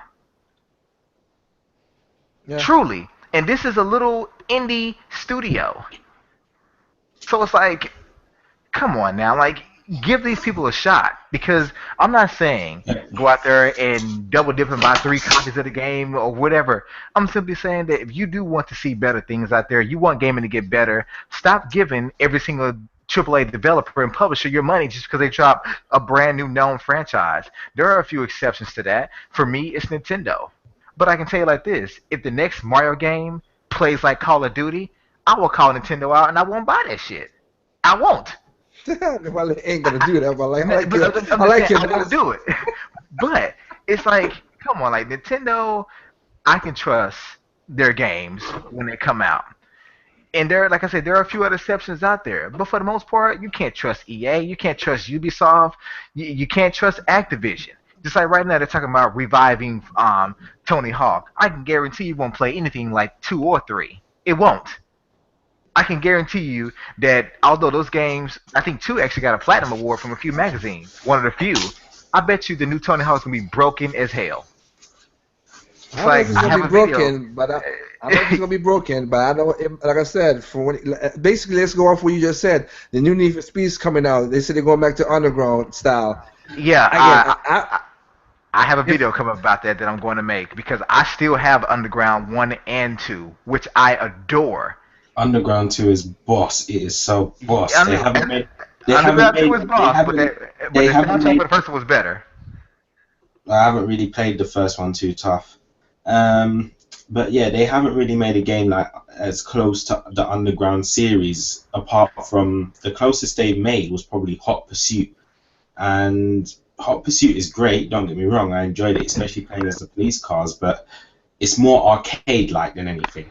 Yeah, and see, Underground 2, and like I said, I'm making a video about this. I'm actually working on it right now. But that game, open world, to go in and find races, open world, had a decent campaign to it, had all these customizations. I'm not talking about Forza customizations, but you know, nitrous, turbo, the engines, and it like the looks of your Hydraulics, car. You can add different layers of decals to it, hydraulics. hydraulics, yeah, the spinning rims, like everything about that I mean, come on, game. let's be honest. That's all that mattered was spinning rims and hydraulics. Back then, Despite exactly. the fact that you could tune up the engines and everything like that, all that people wanted to know is when do I get the hydraulic system? And then to even add to that, the game had multiple race modes. And I think it also had online back then too. I think that was an option. It was, but it had the circuit race, which is going, doing 2 or 3 laps, however many. It had the drag racing, and the The drag racing, sprint. even though the stages would have curves on them, it didn't add. You weren't required to steer. Like it was like drag racing on rails. You had to focus on your Stay in your shifting. lane though. Yeah, you Yeah, have to shift the lanes. You yeah. have to stay in You have your to stay in lane your lane, because but you have to the worst focus thing on is your to speed up shifting. the worst thing is to speed in a drag race. You're catching up to the cars, you're getting good, and next thing you know, crash! You And land into a then post. they also had the A to B racing, and then they even Hmm. had the drift The tracks. sprints. Yeah, so Yeah. it's like they had 4 different But types of let's racing. let's be honest. The main thing you wanted to do when you got that game, when you played it, was to be taking them pictures in the magazines whilst making your car do the hydraulics with the neon lights underneath.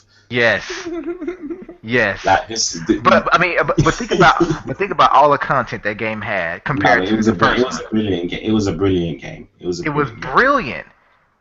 And what was the saying on the game? EA Games challenge everything.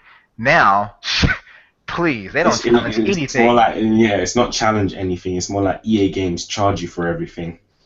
That's what me and Dr. Fielgo was talking about. 'Cause I'm thinking they're gonna have, if they put microtransactions or pre-order stuff on it, yeah, I'm out. I'm not buying it. Yeah, I'm telling you, like I say, my video's coming up soon. I got a lot to say because I still got the game case. 3 So do saves. I. I went through the game 3 times, and I also got the magazine. So do I. So do I. Well, let me see. Let me try and not be a bad host right here, because like I said, he's been jumping in and out. I would say, George Anthony, can you hear us? Because like I said, I don't want to be a bad host, and I give you a Yeah. chance. Okay. I was trying to ask you if you were Team Nintendo or something, because he wanted to join in, Yeah, and I I. am. Oh, you're Team Nintendo? Yeah. Oh, okay. Okay. Well. All right. Well, like I said, sorry about that. Because I see you jumping back in that forum, trying to figure out who was in the chat. But let me. I'll let you answer this question going in, so you can start us off. But again, going back to what we were talking about with Need for Speed coming in and everything. See, my point is, when I talk to these developers, I've talked to, like I said, Japanese developers, and I talk to some Western developers because they're talking about stuff. Mhm. Is that gamers right now? Again, let me again. The million mark doesn't mean nothing no more in this generation. It doesn't mean nothing because it depends on your budget. If you don't know what the budget is, million doesn't, because Platinum Games is 100% happy and has made profit off of Bayonetta 1 and 2. It's not reached a million, but it has made, because like I said, is up to 180,000 sales. Give Well, or wait, give or take. I believe Bayonetta 2 1 reached like 3 million with the PS3 and Xbox 360 combined. Yeah, but the budget for those games were way higher than what it was for Nintendo. Yeah. And of course, it was kind of sucky to see what happened, because the PlayStation 3 was the bad version, because Platinum Games didn't do that. It was Sega who ported the game, which was the one with the buggy stuff. Yeah. But my point I'm saying right here is that you know what? Let me give everybody an example, because everybody's talking about it. Just like Dr. Fielgo was saying with the Kirby. Kirby's making his money back. Box Boy has made his money back and is making straight profits. Mario Kart, straight profits right now. It's not even developing no more. They're developing stuff for DLC, of course, but they're making straight profits. Sunset Overdrive, the developers already done made interviews saying that they are not happy because the money they put into making it exclusive with Xbox, they have not made them the initial money back off of Sunset Overdrive, which is, like Dr. Fielgo said, is a fun game, but a lot of people are not buying it up right now. Yeah. You have also And the sad part about that is these were the same people that they love the whole console war thing, and they always talking about, well, yeah, we're getting Halo Master Chief Collection, Halo 5, and Sunset Overdrive, and you bitches didn't even go out and buy the game. You didn't. The same people that were probably bragging that we got these are our exclusives, and I can't wait for Sunset Overdrive. Look how cool this game looks. And guess what? I bet you at least 7 out of 10 of those same people that bragged about having that game as an Xbox One exclusive did not go out and buy it. They didn't. okay, yeah. That game should not have Yeah. failed. I haven't even played it, and I want to play it. it's a simple concept like this. Gamers today want to piss on everyone, but they don't want to get off the pot when they're not the one shitting on it. Damn, I haven't heard that one before. It's a Disciple original. Oh yeah, it is. Oh, I'm gonna use that one, man. That's hilarious. I hear you. You got anything to add to that, George? Yeah, yeah, I heard a lot of people, because I have Sunset Overdrive. It's a good game. I heard a lot of people, they were talking about how Sunset Overdrive, yes, it should sell over 1 million, and I'm wondering why it still has not sold. But the same part, people don't want to support developers like Insomniac. Like, I remember E3 last year, they were touting like how this was going to be the biggest game. This is going to help the Xbox One catch up to the PS4, blah, blah, blah, you know. And they didn't even go out and buy it, you know. And it's sad. I can give you some information. Another thing they did, and it's the one thing Nintendo does not do, which is why Nintendo is pissed off more than a few of their fans. Xbox One cannibalized their own game. If you think about it, do you think Nintendo will ever release Zelda in the same month they release Mario Kart? That would No. never happen. Do you think Nintendo would ever release Mario in the same month they're gonna release Kirby or someone else? No. Even the lesser known IPs like Kirby, they still are released in a time frame that's not close to anything major because they don't want people saying, "Well, no, I ain't gonna buy that game because Mario come out next month." No. Like, if you think about what came out before Mario Kart and after, was it anything major at all? Like a major IP that probably cost them just as much as Mario Kart? Hell Nah. to the no. But Advanced Warfare came out with Sunset Overdrive. Yes, exactly. They released that game in the same not to window. mention the Master Chief Collection as well. Exactly. Yep. They released that game in the same window as all like two or three primary popular shooters. Like, I think it was like Battlefield Hardline or something like that around the same time frame. Master Chief Collection, Call of Duty Advanced Warfare, and not to mention that Sunset Overdrive is in a sense the same genre. It's a shooter. What were you thinking? You should release that game in the summer when there was no shooter around. Oh, but you know everybody's trying to get that holiday marketing right there. So it is what it is. But you know, basically, just like George was saying, yeah, it is that situation. People talk about it, but they don't support it. And like Double M say, you're pissing, but you still shit on the pot. Come on, man, stop saying that stuff because You're pissing on numbers, but you ain't getting off the pot when you're not shitting on it. again, good analogy. Sorry, you messed it up. That's original from you, and I didn't mean to mess up your analogy. It's cool, man. But my point still is that, like I said, it's just that. Okay, is that again? A lot of people, the game bubbles popping up is going to pop because we're asking too much stuff for when these guys make this game. Because look, all the games that let's put it this way. Everybody wants to make this realistic graphical, which takes a lot of power it takes a lot of not power, but it takes a lot of development to do.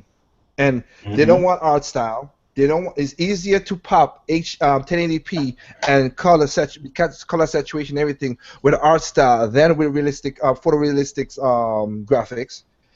Then of course you want multiplayer, you want the servers, you want all this stuff. Then you know what the developer, what you did? You force the developer to go to EA, Ubisoft, or Activision, or any big developer publisher to say, hey, can you give us $100 million to market and make this game? So you know what the publisher's going to say? Well, of course, after 80% of the game is done, let's take WB, for example. Hey, let's take that part, lock it under this. Take that part, lock it on that. Let's lock this. If you want to get this thing, pre-order. If you want to get more stuff behind DLC, the developers can't do nothing because the publishers gave them the money. They contractually hold to that. And then gamers are bitching about it. And of course, like we go back to where we started from the beginning, you don't want to pay more than $60 for the game. It takes a lot of money to make these games. But then, of course, you don't go out and support the games, except unless it's a big trending game like a Batman or a Call of Duty or something like that. You know what? Just this the thing. Like I've said this many times before. We don't have what I call gamers. We have trend followers. And the reality of it is that, you know, this is the harsh truth. This is the hard truth of it. Many of these gamers don't know anything outside the big budget titles. That's the sad thing about it. It's just like, you know, you even mention certain games. It's like, oh, what game is that? Or what game is this? Blah, blah, blah. You know, the first thing someone mentions when, you know, the first thing in this day and age that someone mentions when you say you play games is that, oh, so what do you have, PlayStation or Xbox? Nintendo doesn't come into the equation, you know.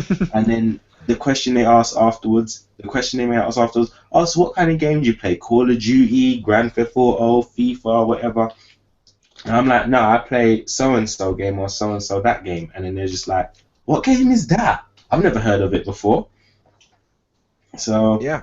It's but you see that's what you just said right there. You're right. And what happened is now publishers, people who make these great games like the Rare of the Past, like I said, like Igagaki, like Kenji Inafune, like and I could list many more people, Michael Axel, all these guys who make these games now, because the publishers piss them off, and the game, because what happened is basically the shareholders of those publishers saying, hey, we're not gonna make what's the potential of this game making? This game might make about $30 million, $40 million. Well, we need something to make the $100 million, like a Call of Duty or something like that. So of course that makes them say they're not gonna do it. So of course, like I said, I'm happy that these guys went to, again, like I said, EGA, Rare, all these guys are going to Kickstarter and fund their games. Now we're gonna have a new Mega Man, but not only the Mega Man banner. We're gonna have a new Banjo-Kazooie, but not only, again, ukulele. We're gonna have a Castlevania, but it's not only Castlevania. And we're gonna have that new Crash Bandicoot game developed by Retro with the Donkey Kong engine in 3D. I'm just saying. Speaking on that, Double M. I saw that, I guess it was a tweet or whatever about it coming this year, and the one thing I said, well, first of all, they don't even own the license anymore to that character. They don't own it. They sold it. Crash Bandicoot's been on every system, you know, basically under the sun. And add to that, I'm like, man, look, if that game comes, all I'm saying is Nintendo, step into that war chest, you know. Hand over some money to Activision, get that franchise, give it to Retro Studios, and they're not gonna do that. Huh? They're not gonna do that. Why would I buy it? There's no harm in asking, yeah. No. Dream, right? Here's my thing. Stop spoiling the dream. A man can dream. I know it's probably not going to happen, but don't kill the dream. We got first dibs on ukulele. We don't need Crash Bandicoot. Hey! Don't like Double M said. Don't crush his dreams, man. Let him do what he gotta do. Okay, that dream is Mega's dream for Kingdom Hearts 3. No offense, Mega, but it's not coming, man. To be honest, I don't think there's any dream that is as far-fetched as Kingdom Hearts 3 right now. Wow. But yeah, all I'm saying is that the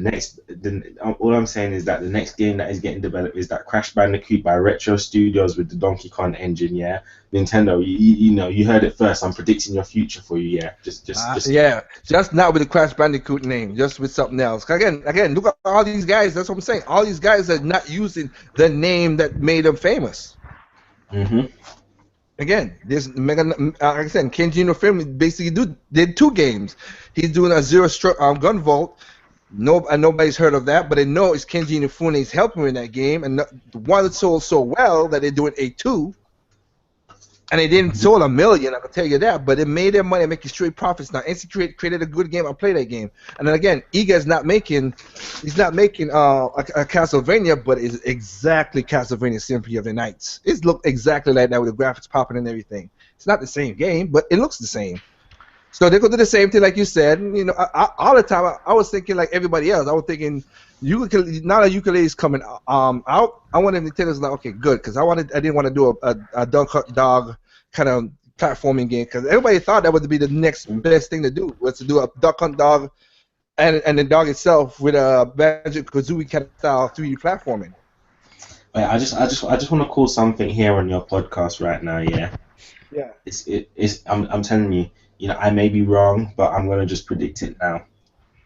The next Metroid game we're getting is gonna be a spin-off.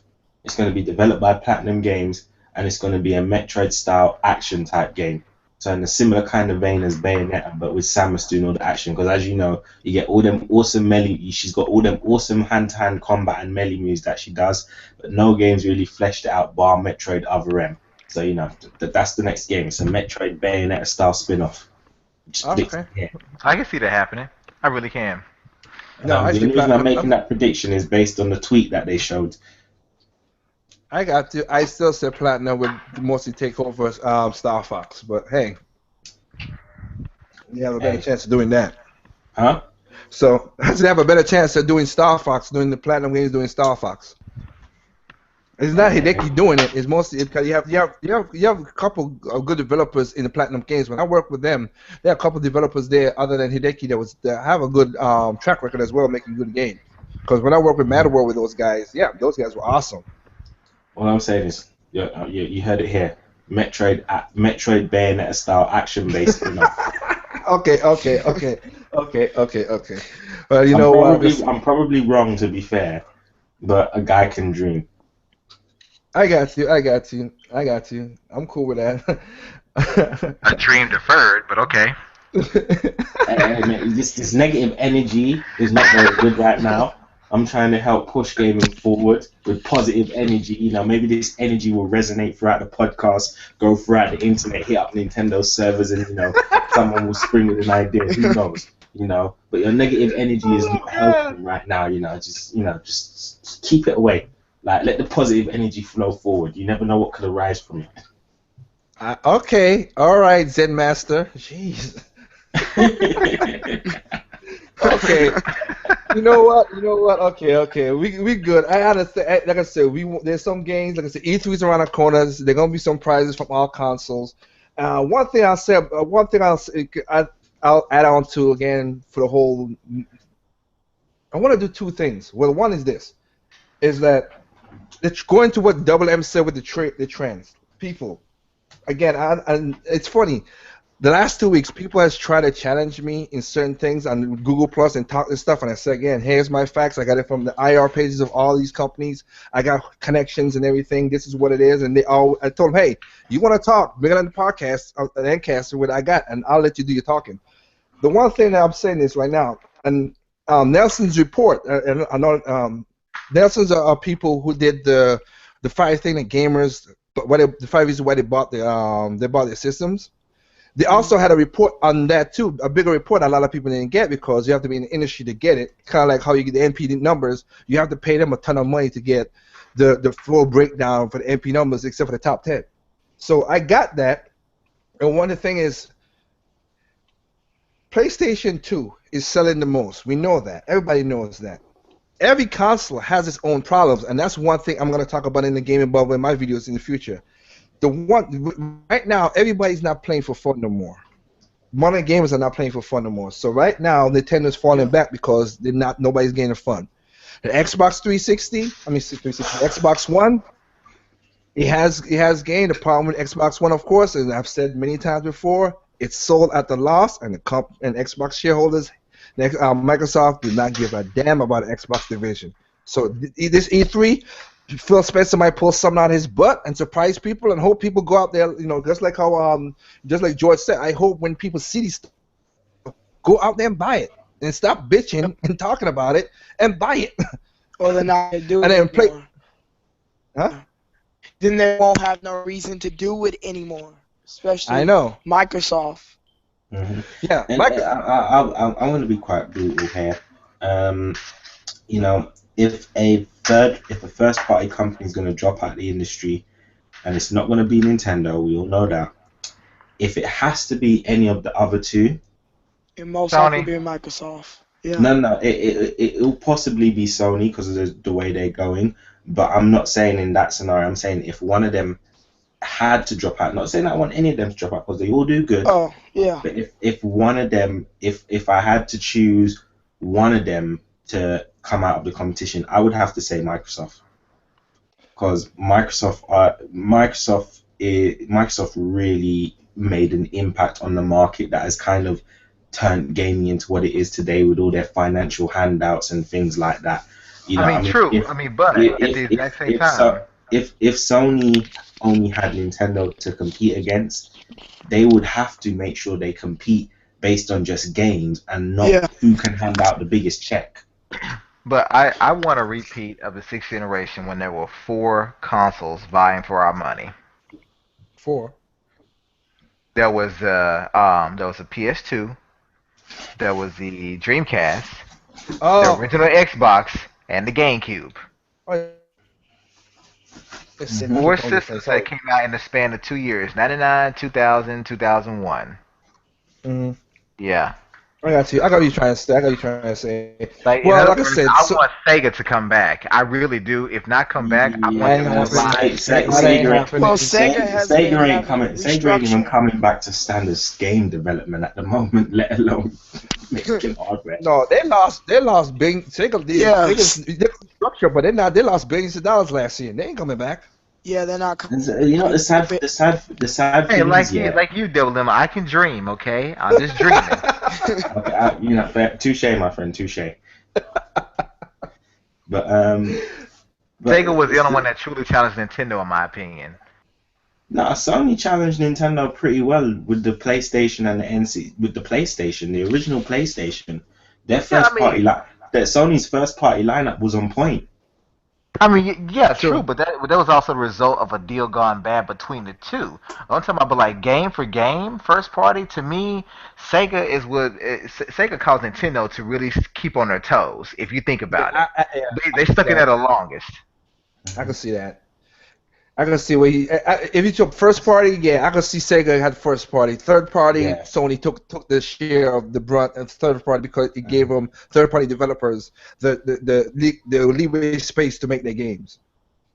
Mm-hmm. So I can see that. My thing is like I said, but good to go what you just said, Double M. So, the one that would drop out the most would be Microsoft again, because. Not Microsoft, but like I said, I keep on saying Microsoft is basically the Xbox division. The Xbox division is not making no money for Microsoft, and the shareholders already cut the purse strings for Phil Spencer. So that's what I'm saying. He needs to come out like I said, he needs to come out something for E3, and if he does, which is good, I hope the Xbox owners go out there and buy that game. Just like I would ask Nintendo guys to go out there and buy, Wonderful 101 and all that stuff up there. Now Sony, whatever Phil Spencer does, better be able to transcend space and time and build life on Mars as we know it. No, but see, that's not going to happen. Let me tell you what's going to happen, and based on what I've read, I truly believe what's going to happen is after this generation, like there won't be another Xbox home console. They're putting everything. They're merging with Windows 10 basically. Yeah, I know. So they're taking Sony's approach to basically build a Roku for gaming. In a sense, that's what they're doing. But they have the actual infrastructure to handle it. Bingo. I was going to say that. This is also as well. If Microsoft drop out the gaming thing, they haven't. This is why I say. This is another reason why I say if someone has to drop out, it should be Microsoft, because Microsoft's got the least to lose. They actually have the least to lose, because even if they don't have a console to put their games on, they could easily sign a deal with Valve and have their games running on Steam. Yep. Well, like I said, right now, every console that Microsoft the Xbox division has made was sold at a loss. This one's still selling at a loss right now. If they ever make a next console, by some sheer luck that they do that, they cannot sell it for a loss. If it's not, then the next console that's coming out will be the last console ever. Because, like I said, the shareholders already done pissed off that the Xbox division is not making money. So, but my point still goes. That's that point. Now let's go to Sony and to round out what I'm going to end here and try to then get to the question section because I see a lot of questions. Basically, Sony is selling. Okay, so it's selling 22 million, 20 million, whatever you want to call it. VG charts and everybody numbers mixed up, shift and all that crap. I don't care. It's the seller right now. It's the number one in this console war bullcrap. The problem with it is. Also, in that same, and me and you talked about this, Double M, is in that same thing, in the same report, with the Nelson report, they have the worst attachment rate for games. Because there are no games to play on it, technically. I'm going to say it. Look, no offense to any PS4 on time, because eventually I will get one. Probably when it's around $250, but I'm going to get a PS4. Because I've always owned all consoles every generation. Always. So, I'm going to get a PS4 and the Xbox One, maybe the Xbox One this year, but moving on. When I think about the library of games, even just, I'm going to say quality titles. I won't say AAA, I won't say big budget, I will say quality titles, meaning games that are fun to play, have replay value, and are not, dependent upon DLC to get the full experience or to enjoy. There are not many games on the PS4. Even Bloodborne, which I've heard great things about, and I absolutely do want to play, I heard it has a game-breaking bug in it, basically. And it's like, you think about quality titles on the system, there are not many to speak of. There really aren't. I'm not going to spend $400 on the PS4 to turn around and buy Last of Us because I still got it for PS3. And whoever's going to try to reply back by saying, well, this one's 60 frames per second and 1080p native, I don't give a shit. I really don't. I'm fine with 720p upscaled. Let me put one thing to what you just said right there because I saw this and you and Francis was going in the Google Plus. When I saw the trailer for Street Fighter 4, this blah blah blah, I don't give a damn no more. That thing's what the 16th iteration of Street Fighter 4. Yeah, no, it's 60 frames per second. Yeah, exactly. I don't care no more. I played the game. I had fun. I fight. I did whatever. Now Capcom is doing this. That's why Seth. That's why a lot of people left Capcom because they drown in this because they put their money towards Street Fighter 4. But I mean, go ahead if you have anything else to say. I just wanted to point it out because that thing right there being. Trust me, I agree with you on that. When I saw that, I'm like, if anyone buys this game because they have a better frame rate. I mean, come on, dude. Seriously? You're going to be one of, 1,000 people that buy this game on the PS4? Like, I mean, guys, please use your heads and talk with your wallets because this is getting out of hand. It really is. Like, for me personally, I'm not saying this is fact, but I'm pretty sure objectively I can prove it. The PS4 virtually has no great games to play. Does it have games to play? Yes. Am I saying I would never, play Knack? I will play Knack just like I will play Killzone, Shadowfall, just like I will play Infamous, Second Son. I will play those games. But if you think about the number of games the system has that are worth buying, it's not many. I have over 30 games in my Nintendo Wii U, and it's not even all the games that I want. Some of them still haven't even been open yet. But I can't even think of 10 games on the PS4 that I really want. And I'm going to go ahead and say this. Exclusive games. Don't tell me a game I can get on the Xbox 360, PS3, or Xbox One. Because Mortal Kombat X, I can get that on the PS3 and Xbox 360. Or PC. So you may go ahead and say, well, you want to get the high-res textures. I stick the same game, same fatality, same crypt, same gameplay. Nothing changes. It really doesn't. Don't tell me about Assassin's Creed Unity. Broken, buggy, and there's also a version for the predecessor consoles. So if anyone can name me 10 games exclusive to the PS4 that make it worth the purchase, I'll buy it before I get an Xbox One. I can tell you 10, but you got a thing. Now, I can tell exclusive, you, not broken, not buggy, and not remastered. I can tell you these things. You just got to take time for the greatness to awake before I can. You, sir, You just are had dick. to, didn't you? You, sir, are dick. Look, people, the people that on the PS4, I'm not trolling you. I promise I'm not trying to troll you. This is me. I'm a gamer first. I don't give He a may shit not, about but I consoles. am. I am a gamer. I'm a gamer first. Games come first before consoles. I never care for consoles. I care about games. So I follow the games. You point out 10 games to me that I can't get anywhere else, and I will buy one before I get Xbox One. Well, 10 games. wish you luck, man. I'm hearing what you're saying because I'm the same way too. I'm the same way to a degree to you because I need to have a lot of games for me to go purchase that. Like I said, you pay $30. You got 30 games. I have the same amount. I have the same amount of library. I paid a lot of money on Nintendo's consoles last year. Like I said, I spent over $1,000 on software last year.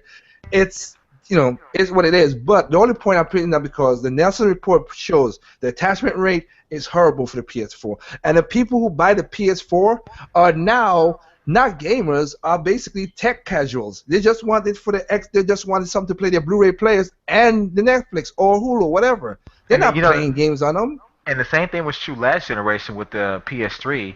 They say that most people that actually watch Netflix, the most popular device, or should I say most used device, was the PS3 because it was free and it Yeah. had a huge install base. It would have been the Xbox 360, but it required Xbox Live to view it up until recently, of Oh course. yeah.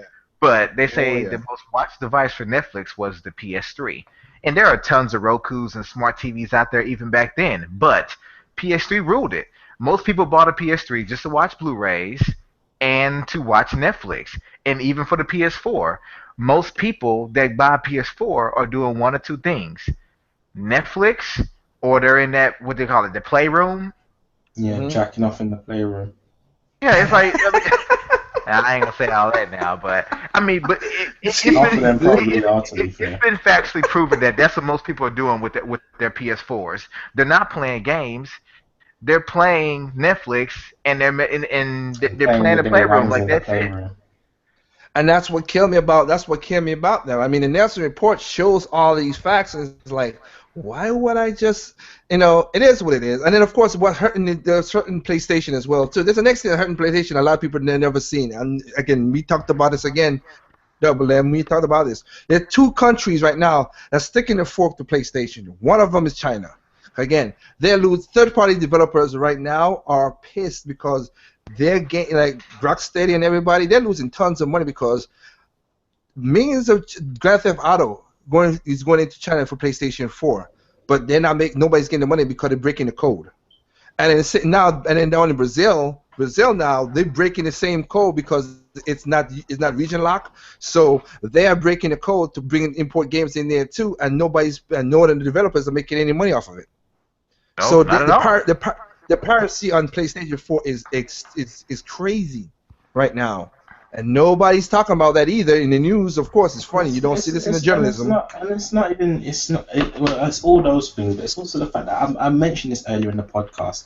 You have a game like Ratchet and Clank, which, despite how many iterations there have been, and there have been loads, Mhm. you know, it is a consistent franchise with a good formula that works. It's a consistent franchise with a good formula, and they're generally good games. I mean, I'm playing Tools of Destruction at the moment, and it's brilliant.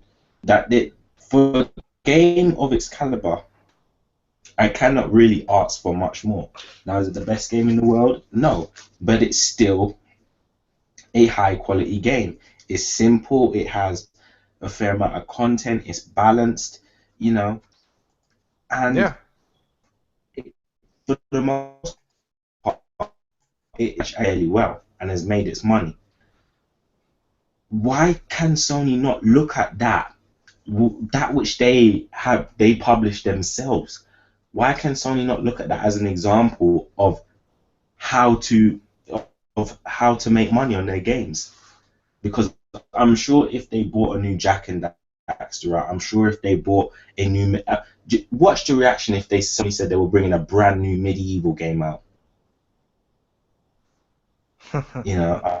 I'm sure if they were bringing out a new Jak and Daxter game, and I'm sure if they were bringing out some other games from some of their older franchises, I'm sure they would start to see a steady stream of sales and in their games, and a steady stream of attach rate in their software to console ratio.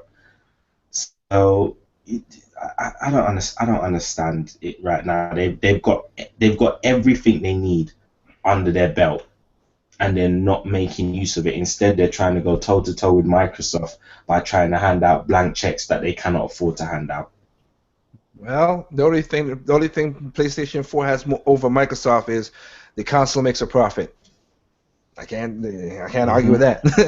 The console makes a profit every time they sell a console. So hell, it is what it is. All I'm saying, Sony, you've got the blueprint right in front of you, and you've proven that it works. Why don't you make more use of it?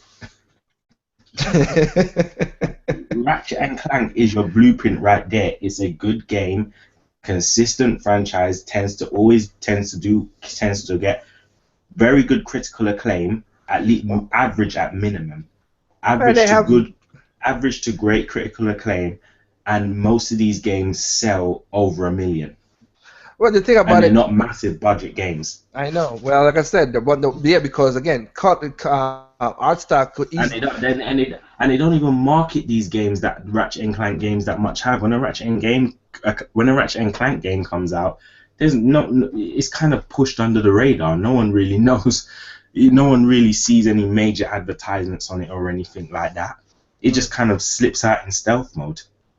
I got you. Well, like I said, you just talk imagine about. If they actually marketed. Well, you have one game. You have Ratchet and Clank. You still have Jackson Dex. You still have Sly Cooper. They have a lot of games that they could do. And again, it's easier to make a color pop in HD more than photorealistic graphics. Yeah, because Ratchet and Clank Tools of Destruction came out in 2007. It's aged better than a lot of the games that came on the PlayStation 3.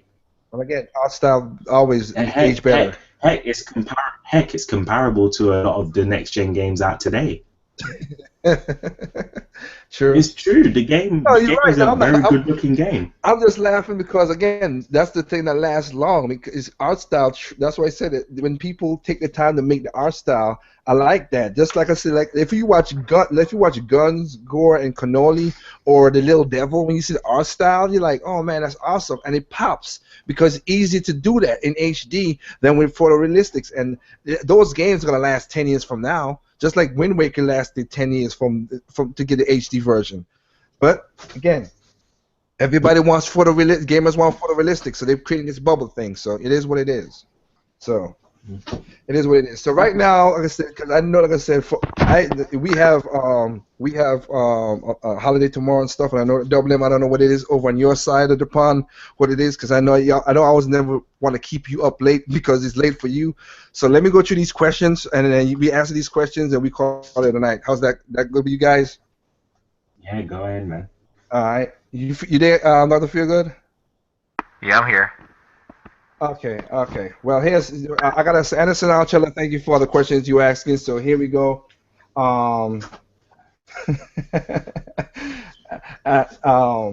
Here we go with the first question, which is something that kind of me and Double M talked about, which is,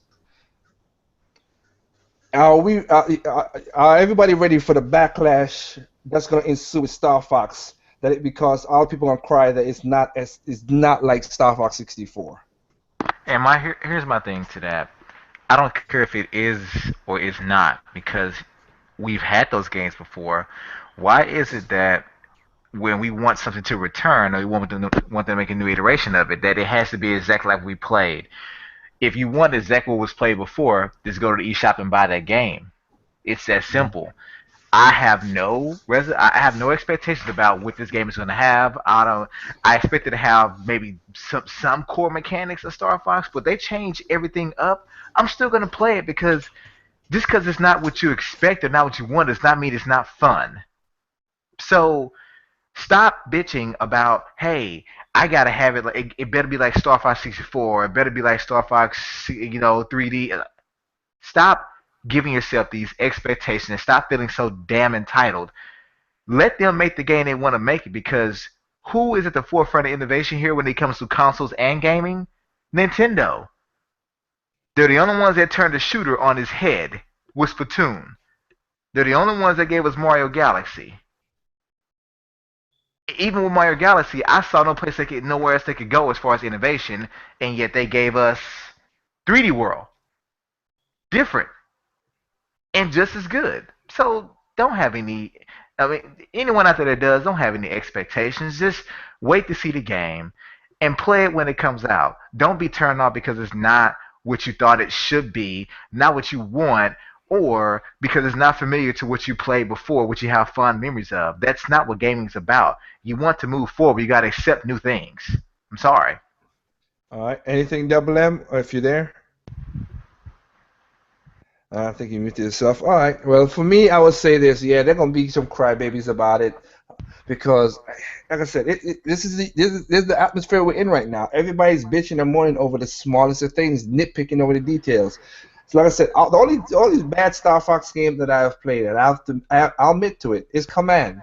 It was not bad. It was still good. The core of the game was still solid, but it was kind of like.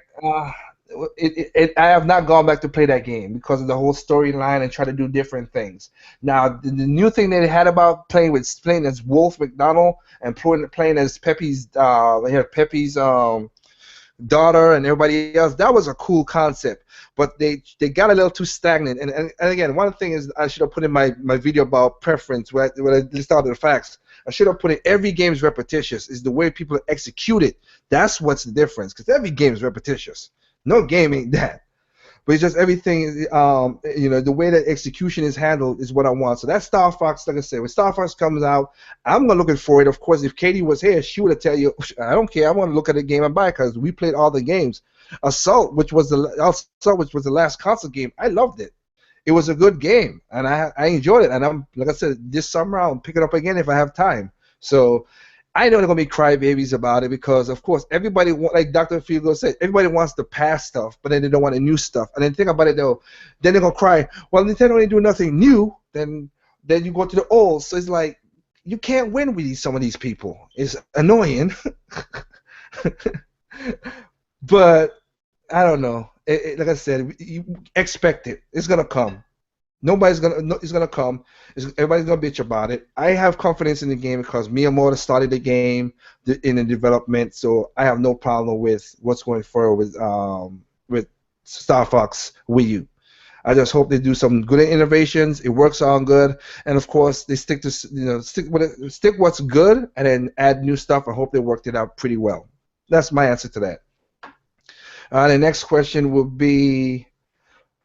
Why don't Sony franchise that are no longer around, like Crash and Jack, and I wish Double M? You know what? I'll hold that one off and see until Double M come back on, because since he went down that route. So I'll hold that question off for that. Let me see if I go to the next one.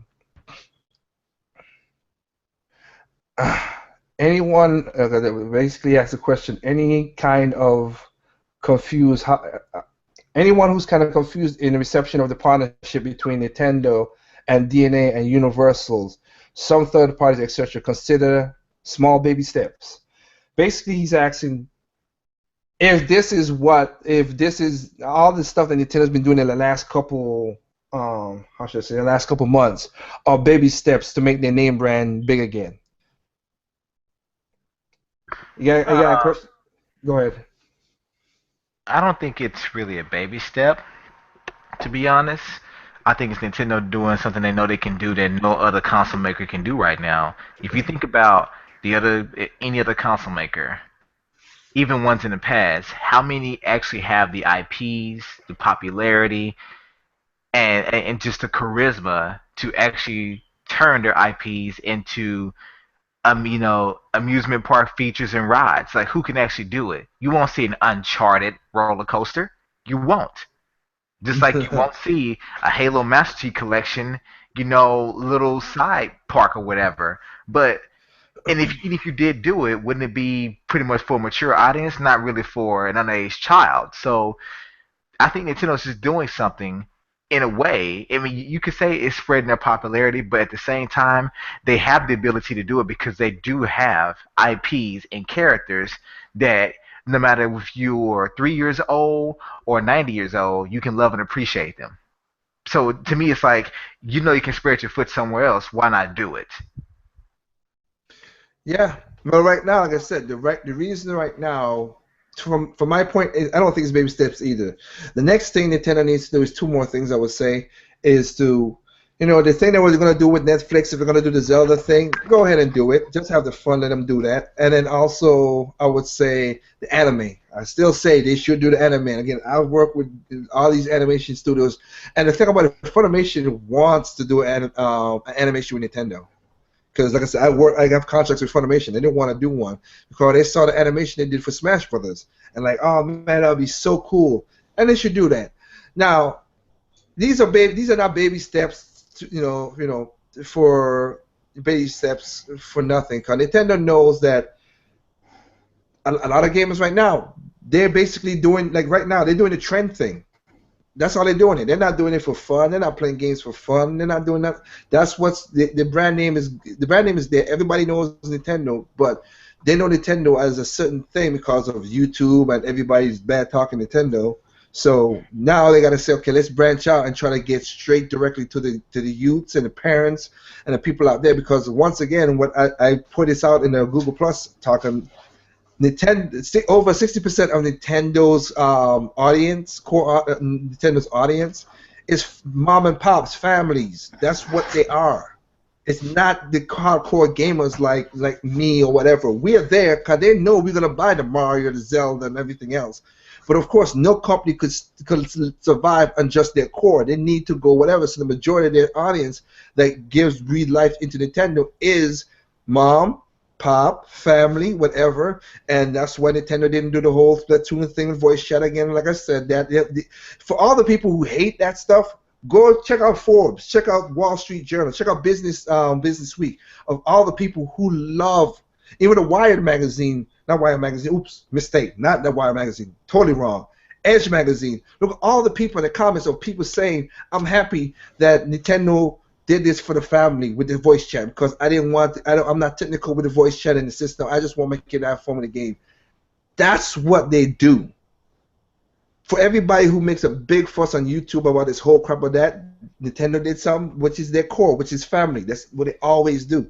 So for them to take the DNA, the universal, everything, they're making steps for, as Dr. Feelgood said a while ago, they're strengthening their own ecosystem so they can survive on their own. Because they don't need, if third parties don't want to jump, hey, you don't want to party with us, well, then forget you.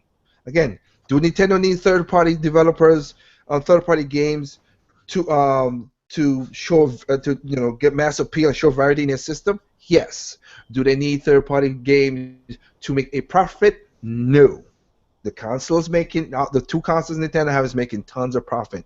None of the consoles out there can touch that. Even though the Wii is low in sales, it makes more profit than Microsoft, Xbox One, and Sony PlayStation 4 combined. And again, anybody want to ask the question, go to the IR pages of those companies and see the profits of each software and see how much Nintendo makes. Because again, Nintendo is the only gaming company that can make 80 to 100% of their profits from the games. But that's gone with that. Double M, you back? Yeah. Okay. There's a question right here that I had to. I said because this is basically for you, and since you were talking about it, and the question is basically why don't Sony franchise that are like no longer like around like Crash and Jack and Dexter etc. get the same level of of how should I say feeling. The same kind of feeling, like Nintendo. The same one. I feel like the same kind of attention that Nintendo gives their best franchises. That, and also they don't get the same, like how you went on like how you just went on Crash Bandicoot. A lot of Sony fans don't relent, like going to how should I say, like the memories of like, oh man, that was a good game, and they don't have the same level, like you just said. Damn it, we just talked about Need for Speed 1 Underground, and we could talk about that because our memories with it. But there are not many people who does the same thing with Crash Bandicoot, Dex, and everything on the Sony side. Mm. But also as well, on that, Sony's always been more reactive to what's going on in the industry, as opposed to being proactive. A lot of reasons why you don't see certain franchises today as well is because thing it's because of who they're competing against. You know, the kind of space they're competing for. Um, Unlike before, where they had no choice but to compete with Nintendo. Mhm. You know, they developed games that, you know, could rival Nintendo's own. You know, they may not have been better, they may not necessarily have been better than Nintendo's first party titles, but they held their own. It was still, you know, very, very well made that I have fond memories of, you know. So, and, you know, and like I said before, Sony has the blueprint for it. They have the blueprint right there because they continue to release consistent new editions of Ratchet and Clank, and all of them they do fairly well in critical acclaim, and they do well in sales as well. And they're not massive budget games that Sony pumps a whole load of money or marketing into. You know, Yeah. like I said, it should be obvious to Sony, but like I said, it's not. It's to do with who they're competing against. Like I said, when they were competing against Nintendo, they had to do those things. They had to have games that allowed them to be a bit more that allowed them to stand out on their own against Nintendo as well. Um, you know, I guess over time with, you know, them getting them, I guess over time with them wanting to compete for the space for third party titles against Microsoft, you know, I guess things changed for them in the sense that they wanted to make more they wanted to make more games that catered to the current audience that they were trying to target and acquire. And in one sense, it worked for them in the sense that more people move towards Sony, as you're seeing in this generation, but it's also worked against them in the fact that they've had to bend over backwards to please developers. They've had to bleed money from other divisions to keep PlayStation going, and they've had to, you know, invest more money that they don't have in big budget games. So, and the downside is what you have of Sony today, which, you know, is them not being in a great position. But you know, I feel that as long as they feel that they need to compete for that space with Microsoft, you know, then they will do things. They will react based on how they see Microsoft doing things, you know, just so they can claim that space. And as we can see with Sony, they're willing to pretty much put their entire company in jeopardy to just keep that PlayStation reputation. And Okay. it's just come at the cost of their own. Unfortunately, it's just come at the cost of their own detriment. So it's unfortunate, and it's a shame that this is what has happened. But it is what it is. Unfortunately, you know, I would love to see some of these. I mean, like I said, Ratchet and Clank is a perfect example that Sony can still, you know, deliver that type of quality of games, and they have the franchises to do it with, but they just choose not to. And well, that's down to Sony at the end. That's down to Sony at the end of the day. You know, I mean, obviously, gamers, we can go out there and we can say we want more of this and more of that, whatever. But ultimately, the decision is down to Sony. You know, and I feel that I feel that the only way Sony will change is if something drastic happens in the industry. And when I say something drastic, if something drastic happens in the industry that puts Sony in a position where they have no choice but to change and readapt. And when I say something drastic, I mean potentially Microsoft dropping out of the industry and them having to basically be in competition with Nintendo now. Got you. And I have to answer actually because I know what you're saying. I just don't let them take it that route because you were talking about Sony, but I mean everything like I said, like we said before, Nintendo's not doing baby steps. These are steps because Baby steps is you dip in and you're making kind of like, how should I say, like you're doing this and you're just giving them a piece of your IP or something like that.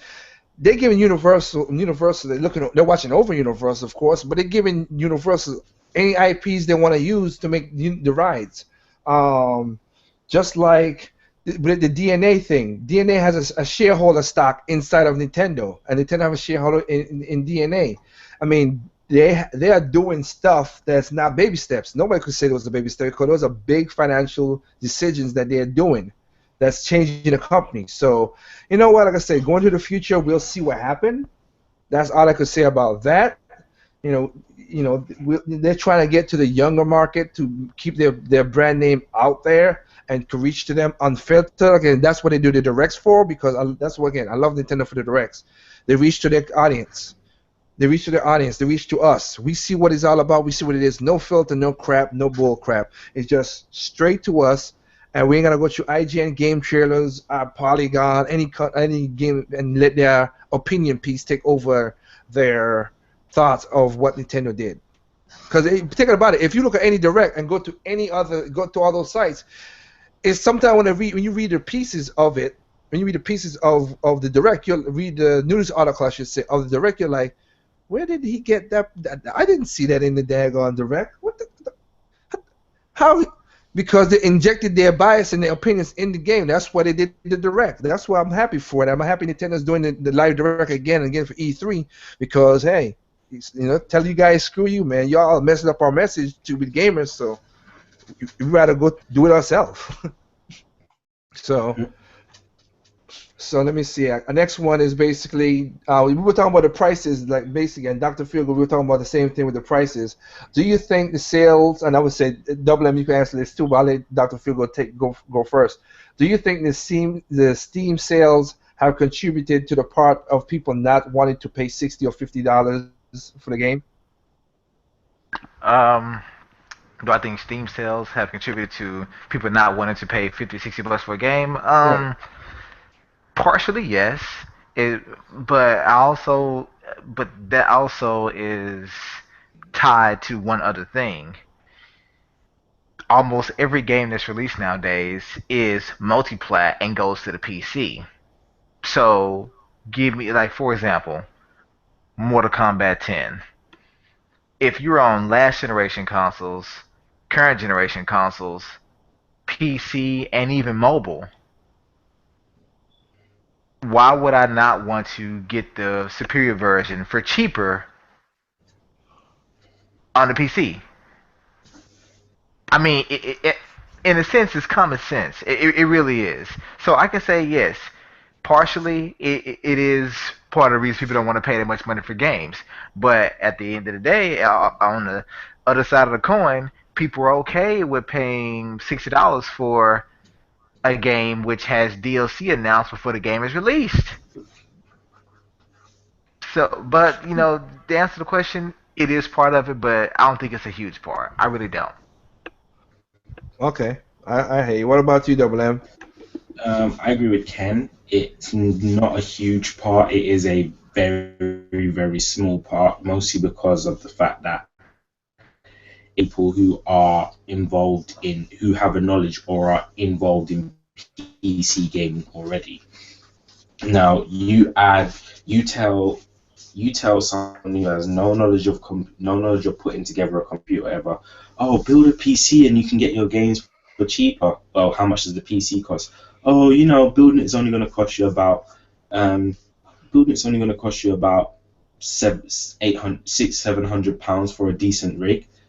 When if you can get your games on a console that costs £350, or or even get the console secondhand for cheaper, or if the game's coming on the last generation consoles, then you can get an Xbox 360 for cheap. You can get a PS3 for relatively cheap. No one's gonna go through the hassle of building a PC just to get slightly cheaper games. When a lot of the games that even come out now, that they can get a lot of the games that even come out on consoles now to depreciate in value quite quickly as well. So, you know, are you really saving? Are you really saving? Are you? Is there really an incentive to build a PC just to save money on games when you can get most of these games for fairly cheap anyway, and you can get these consoles, whether they're brand new or used, for cheaper than it would cost to build a PC. So, you know, I think it impacts those who are on PC already and just happen to have consoles. And even with that in mind, I think it's beyond the pricing of games on Steam. I think it's just the fact that, you know, the PC, you know, if you have the PC for certain games, it is just a better experience. I mean, it is better to play shooters on a PC, hands down. I don't care what anyone says. You know, you have more precise controls, you have scalability, you know, so. Other than using the Wii remote, but I got what you're saying. Yeah, obviously. I'm messing with you, man. I'm just messing with you. You know, I'm not really putting Nintendo in this equation here, though. I got you. Simply because the support, the line of support is totally different between them. True. But yeah, so the price and the cost of Steam games being the reason why it's a very, very small part, it's very, very tiny. You know, there's just too many other factors involved here. I mean, like, PC gaming isn't just something you can pick up and play. You know, I think what is affecting, you know, what is affecting people's choice in the cost of games is just to do with the fact that people in general around the world have a demand for things to be cheaper. You know, despite the fact that they don't know what it costs, they don't know what costs are involved in them wanting cheaper things. You know, and most gamers don't know that. This is not even just gaming. This is just life in general. You know, and naturally, you know, that's going to translate into gaming. If people believe the standard price for games is going to be X amount, then they won't really want it to change from X amount. If anything, they'll want it cheap, or they want more in the games for the money that they're spending.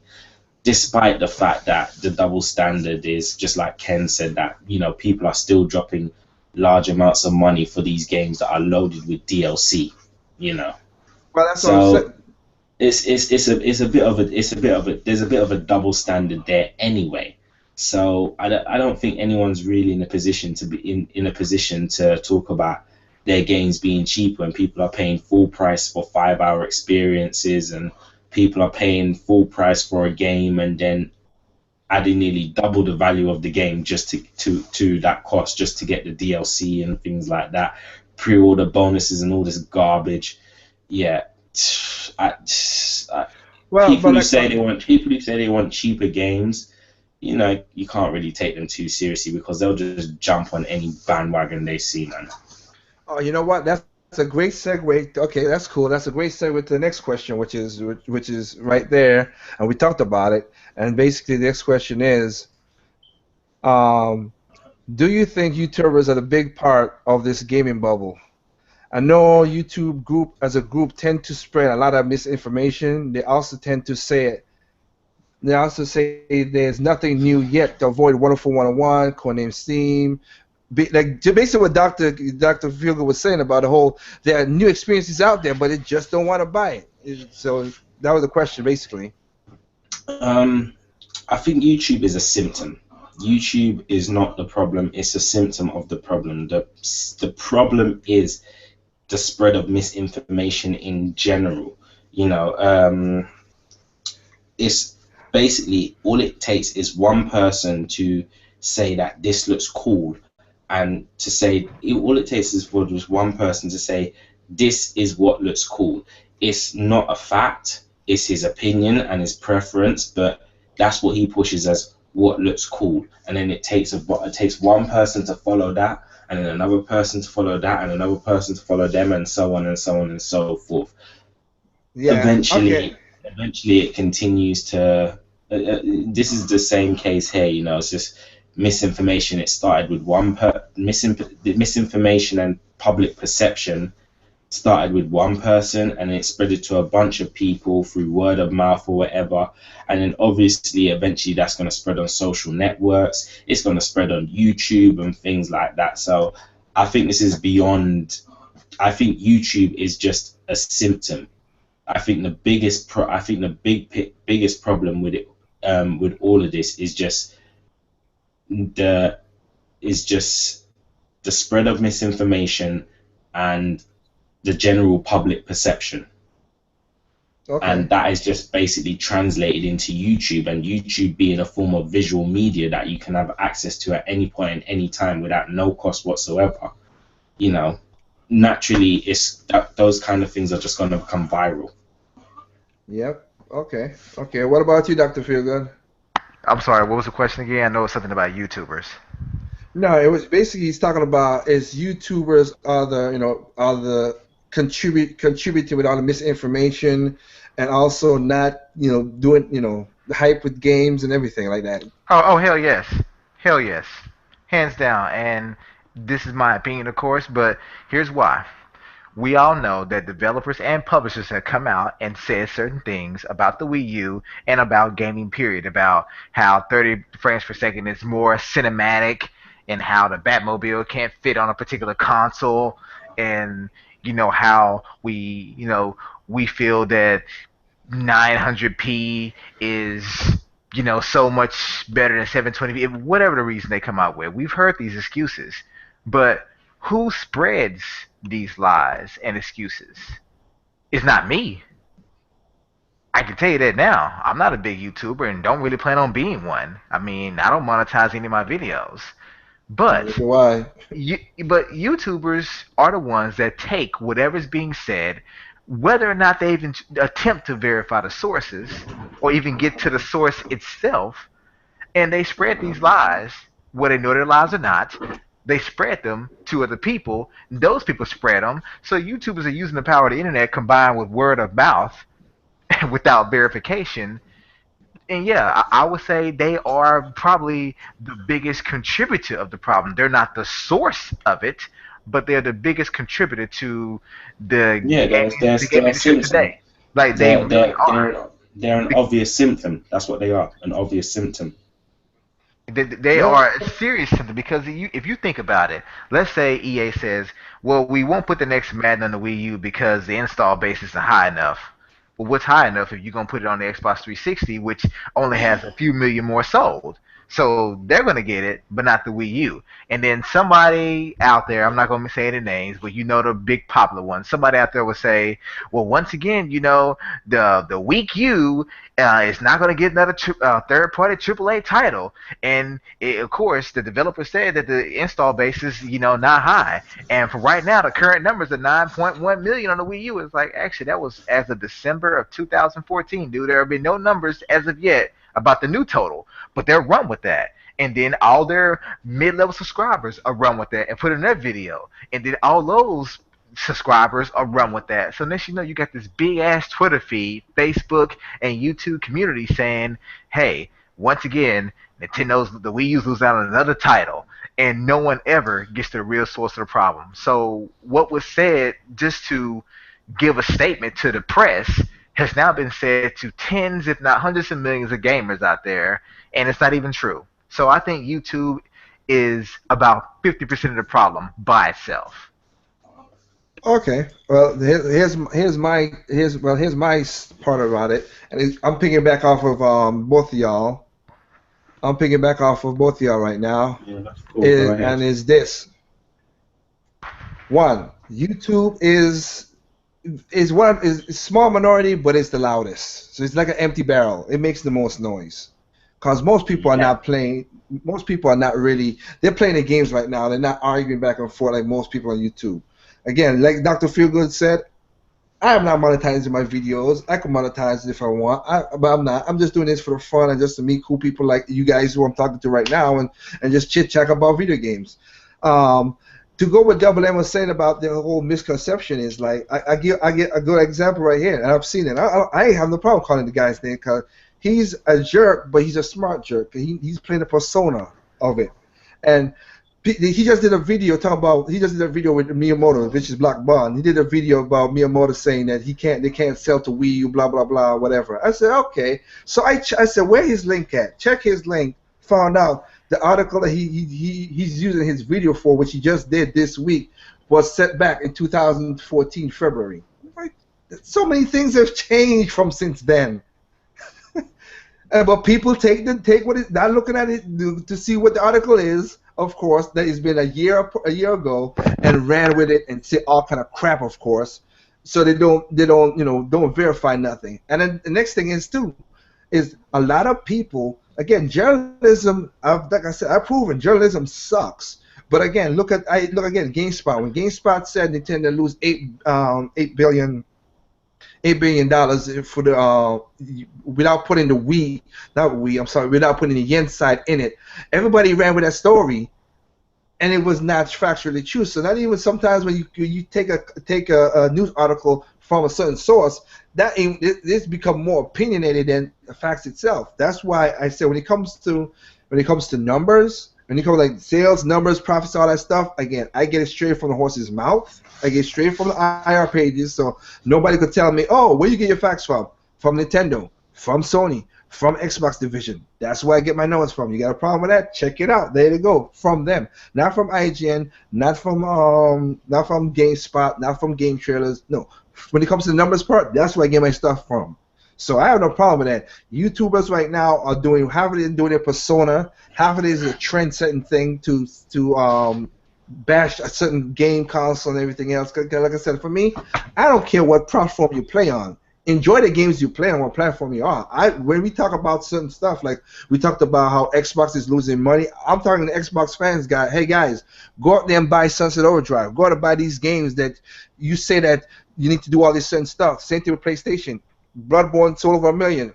Whoop-de-doo, hooray! Still has a bad attachment rate compared to Mario Kart 8, which has a 55% attachment rate compared to Bloodborne. So we need to. YouTube right now is just feeding this frenzy fire that people don't care about. They just want to run with the trends now.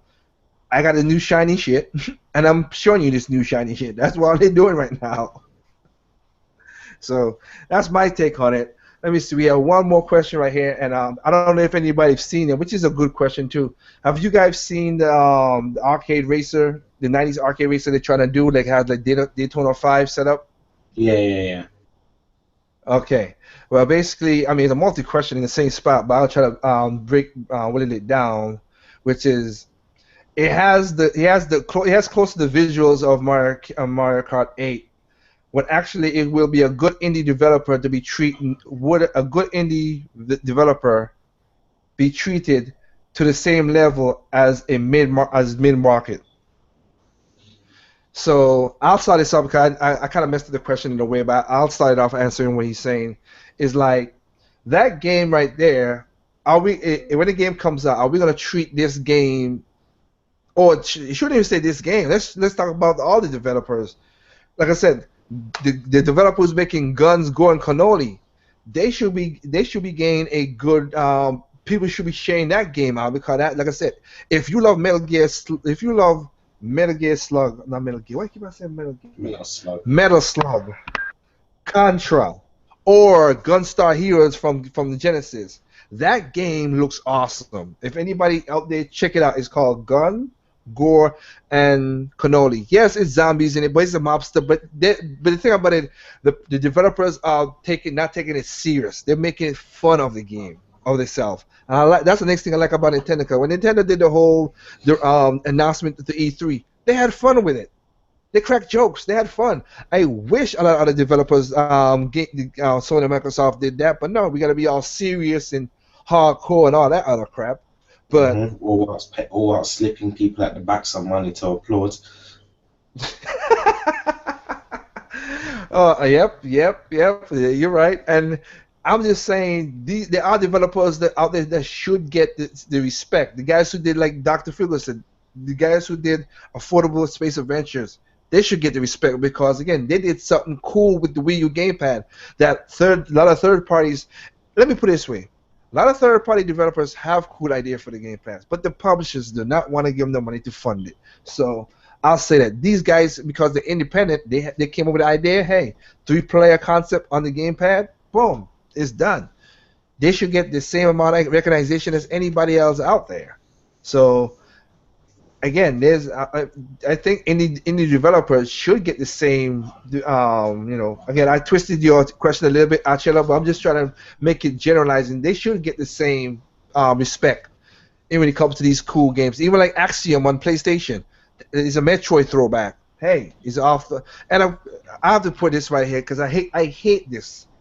I do not ever say, oh, this Metroidvania. F that word.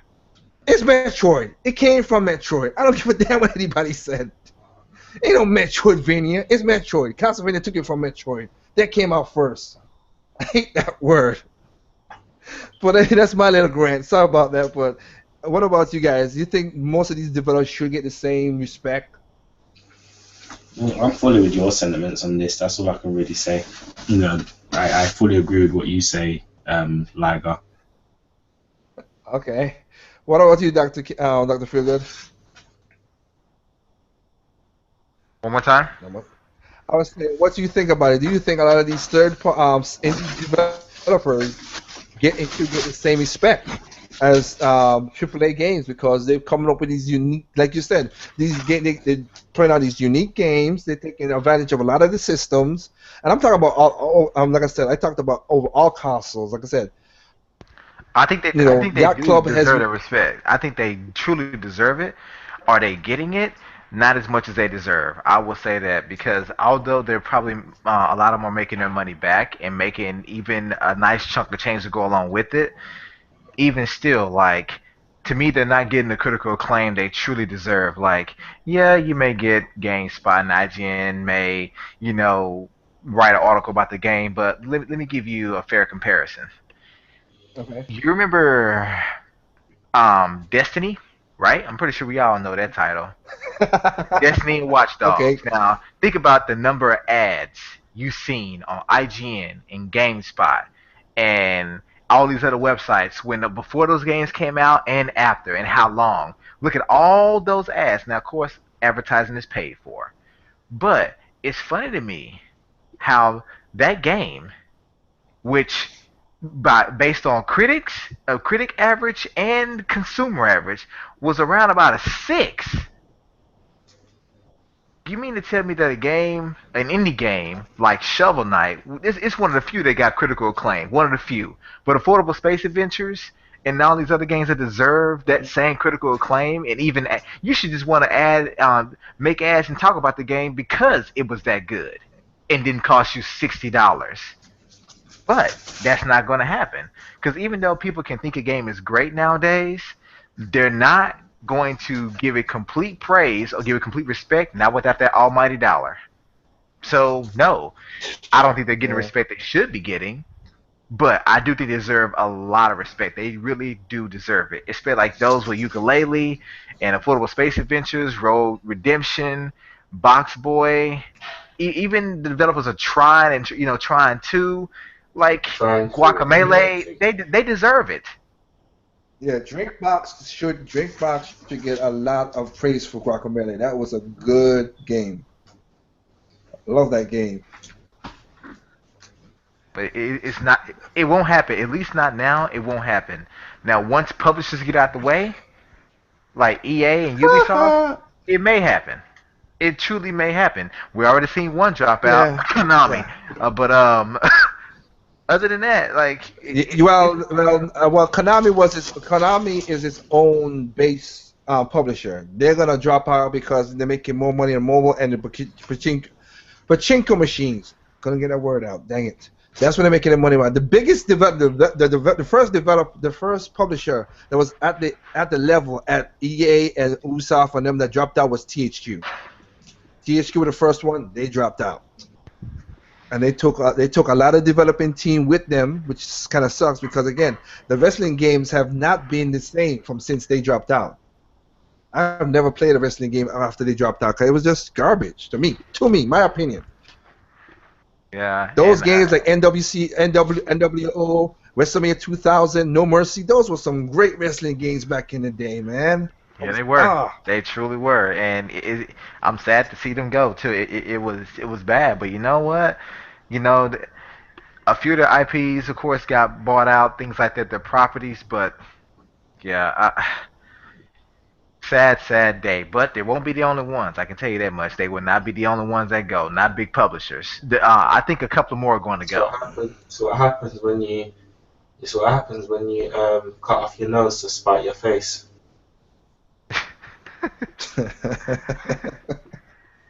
well, like I said, You end up like, THQ learned how. like Michael Jackson with no nose.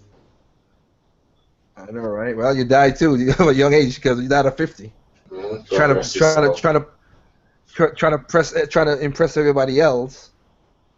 Hey, he tried to. God rest his soul. He was still a legend. He's still a legend. Well, yeah. I'm not. I'm get you. Well, I'm jumping off of your analogy too of saying he tried to please everybody and he died young. Mhm. And that's what's happening with most of these publishers and developers. Again, yeah, there's no big developer publishers that's going to be dropping out. That's going to be dropping out soon, maybe whatever. But developers, EA has closed down a bunch of developers. I can tell you that they've closed down a lot. The last one, of course, being Maximus, but they've crunched, like I said, Dice and all those guys. Yeah, Battlefront better sell. Again, Konami.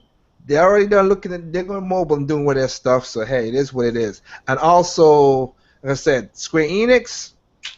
Again, PlayStation guys. This is to you. You need to make that game and Lara Croft, I should say, also the next Tomb Raider. Y'all need to go and buy that game because the first Lara Croft that came out before the definitive edition did not make the budget back up for what they put in that game. Eidos, so basically Square Enix, because Square Enix bought off Eidos, they did not make the money back. Well, and it's sad. I do have a question about that. Is that a fact? Because like here's what I read about it, and I'm not sure if this came from because they did spend a lot of money in the game, or they just had their own expectations. But I heard they expected that game to sell about 15 to 20 million units. And because it only sold, I think, like 7, they were like, yeah, this game is a failure to us. I'm like, well, I don't think 7 million sold is really a failure. But if your budget that you put into the game require you to sell about 10 to 15 just to make your money back, you made a mistake in the first place, especially with a niche title. Mm-hmm. I mean, that's like for example, that's like Platinum Games making another Beautiful Joe and saying like, yeah, this should sell 25 million copies. Dude, that is a niche title. Like, the most you should expect is probably 1 to 2. That's the most you really should expect. And you know we live in a shooter industry right now, and you basically made a third person. I mean, you can say Tomb Raider and Uncharted are about the same. Just one has a woman, one has a dude, but basically, it's a niche genre. It's a niche title. Where in the hell did you expect to get 15 million units? Now, don't get me wrong. I think it should have sold 15 million. I have the game. I think it's great. I think it should have sold better than it did. But realistically, I mean, come on now. You got Call of Duties and Halos and Gears of War. And you're not. People don't care about campaigns anymore. You're not going to sell 15 million units of that particular game. So my question to you, Katie, is it really because the game costs more than that to make, or because they just had some really lofty expectations? More. Well, this is what happened. If you go to, again, it's one of those things that you have to be a business person and you go to, because I have, to anybody out there, on my W2F video 4 and WFT video 9, but 4 basically explains it. You don't have to watch the video. Just go to go to the description.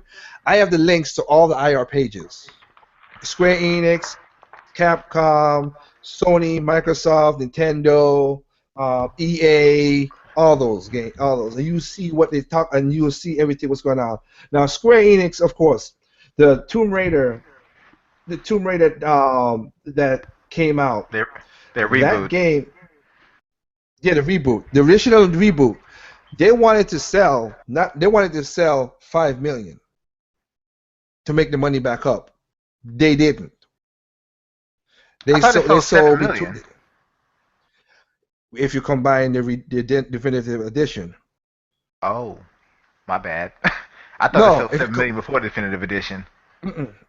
They did not sell that. They did not sell that. They sold about 2 million on PlayStation 3, and then they sold about close to 2 million again on PlayStation. No, I'm sorry, PlayStation. Xbox 360.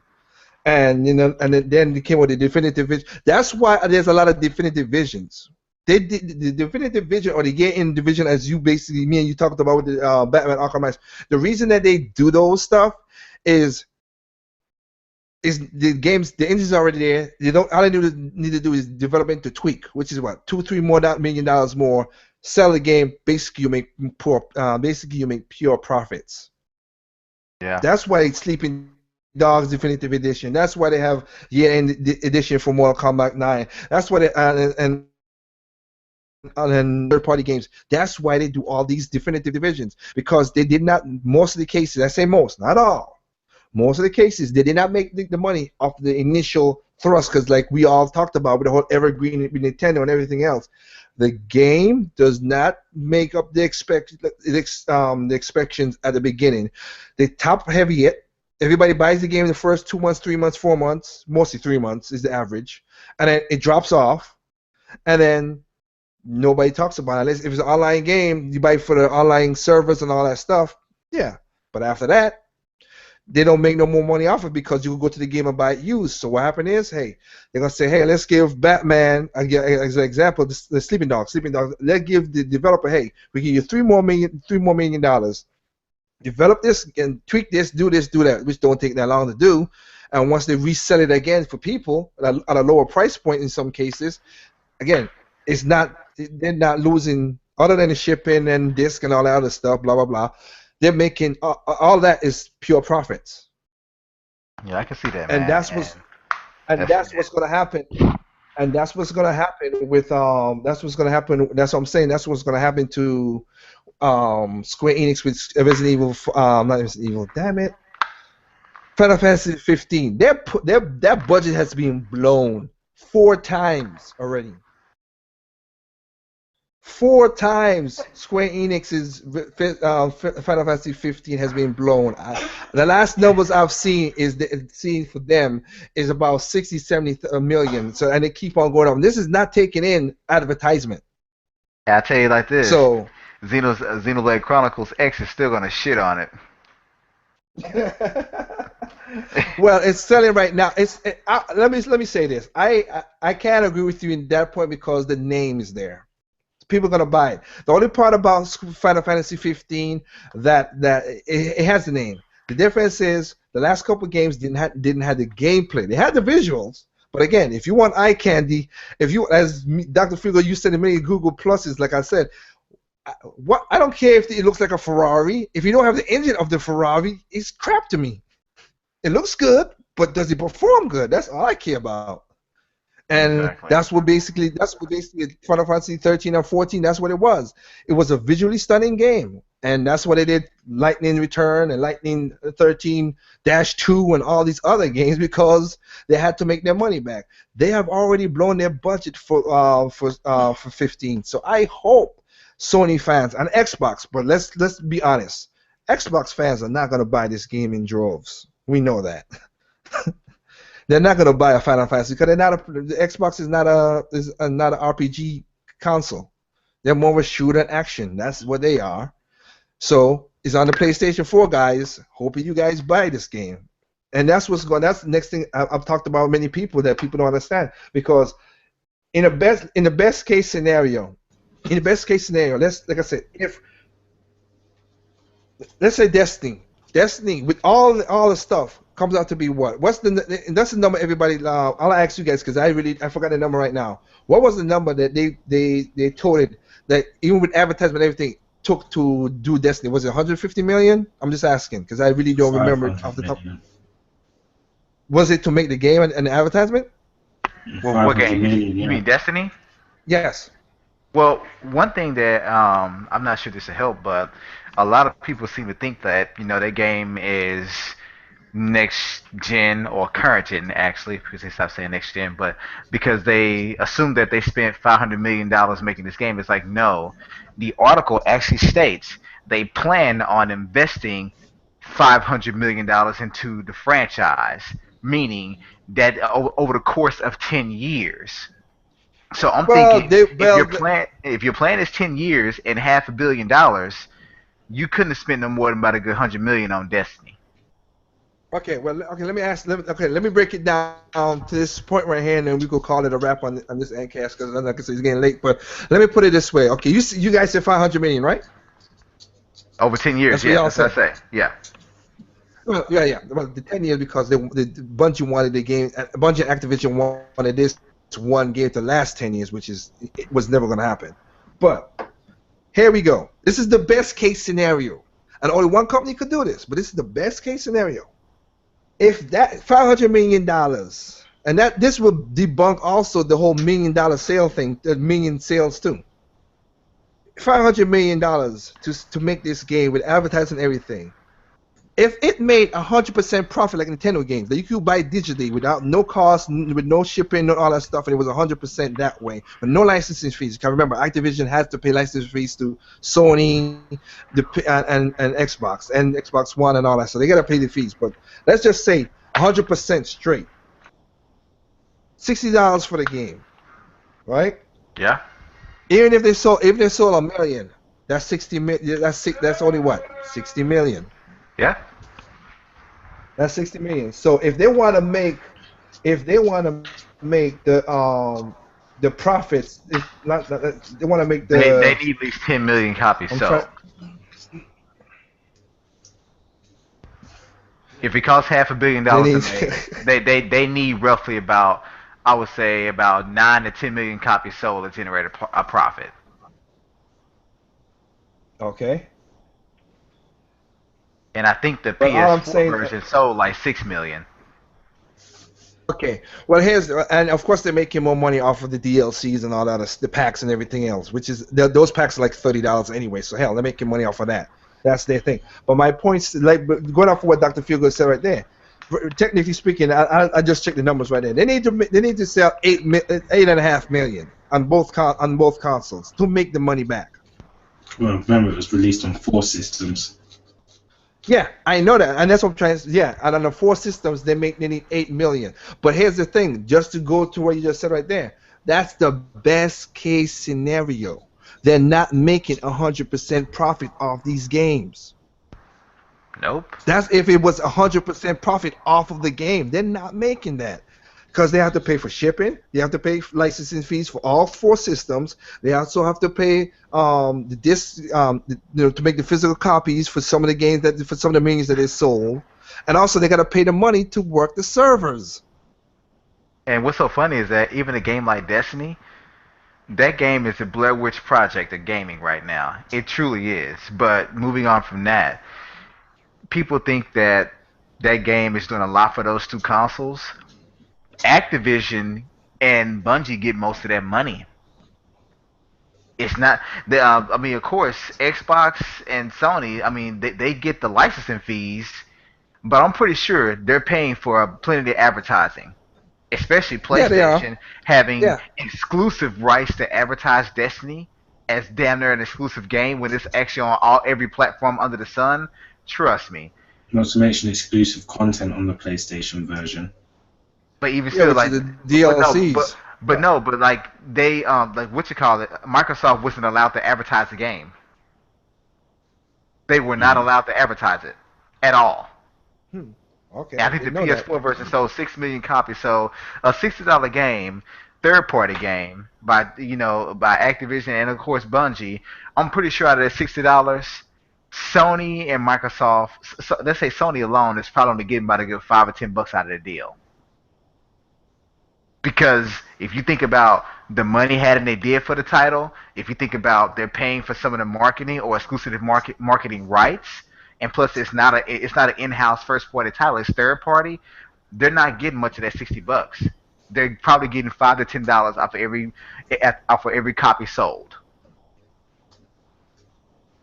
So like you said, Katie, like for those two console makers, the best case scenario is if that game was an actual first party title. But since it's not, it's third party. The only profit they're getting is pretty much from the licensing fees. That's all. Yeah, that's all Sony and Xbox is gaining. But again, that goes to the point of my pointing out the developers thing that again, not gain $1 million doesn't mean if your budget is not like I said. Let's flip it now. Mario Kart 8. It was developed between again. I was told Double M is between 25 and between 15 and 25 million was to develop the game. Let's take the DLC out of That this. wasn't one who told you that. Huh? No. We talked about it.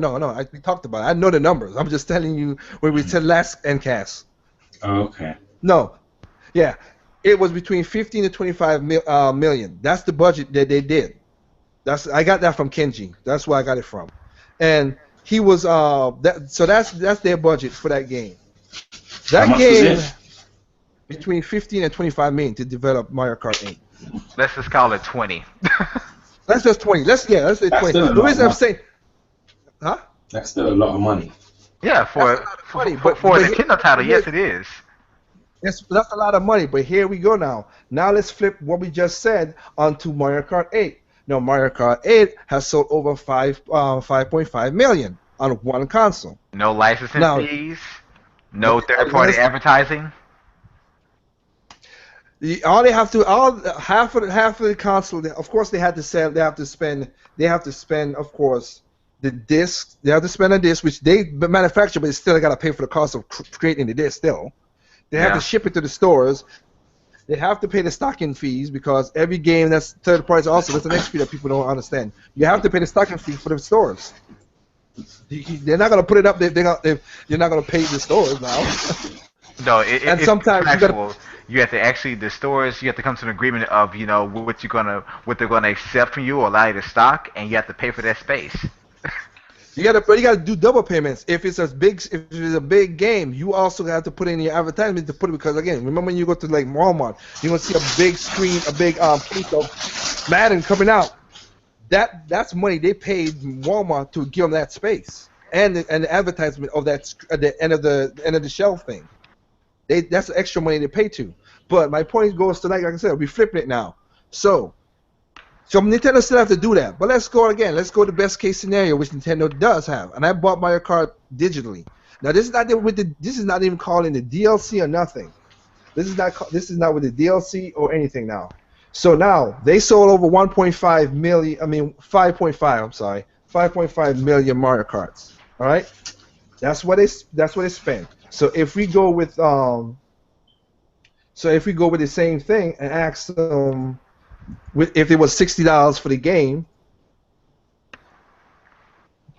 and it was 25 million, of course. Let's 20 million. Let's use Dr. Feelgood's, like I said, the middle number. Okay. If the game was $20 million and you're selling the car for $60 million, they would actually only have to sell roughly 333,000 copies to get that $20 million back, I believe. I'm doing the numbers right now, and yeah, 400,000.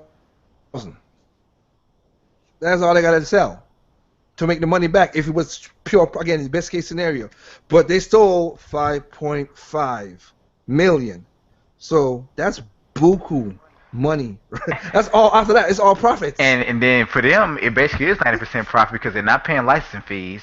They have their own exclusive, medium, which is the China Blue High Definition disc. No, people, it's not a Blu-ray. Stop saying that. It's not. So please keep that in mind. They're not paying Sony. They're not paying Sony any kind of royalties for that format. That is their own format they came up with, or that's also popular in China. Let me say it worse. The Wii U does use a standard Blu-ray drive, but it's flashed to read a proprietary format. Well, you are right, I think my point stands out. What we just talked about it. That breaks it down right there. So, and think about let's go back to Mario Kart. Let's go back to even. Let's go to put in the same space except for the license fee. Let's put in the same space as third parties. Again, Mario Kart We made over $2.5 billion for Nintendo because again, it was not that hard, not much money to develop for the game, and it sold 36 million copies. So They again, game put just people, about as much money in their pocket as Wii Sports. well, Like, here you go. Wii Sports Resort was the second SKU behind Mario Kart Wii. Grand Theft Auto ain't up there. Grand Theft Auto is in I think 27, 28,000. Again, but again that's multi-plat. That's not a single SKU. yeah, that's Nintendo is they make bank even when Nintendo does lose money, which is rare, people. And when you see these articles that say Nintendo posted a loss that they were posting all last year and talking about, let me clear something up for you. They weren't losing money. They just missed their projections. That So was the first conversation. they made less money than what they made the year prior to in a respective time period, but they still posted a profit, folks. So let's say back in let's say in 2013, from January to March, they expected to sell, let's say 1 million Wii U's, and then they only sold 500,000 Wii U's.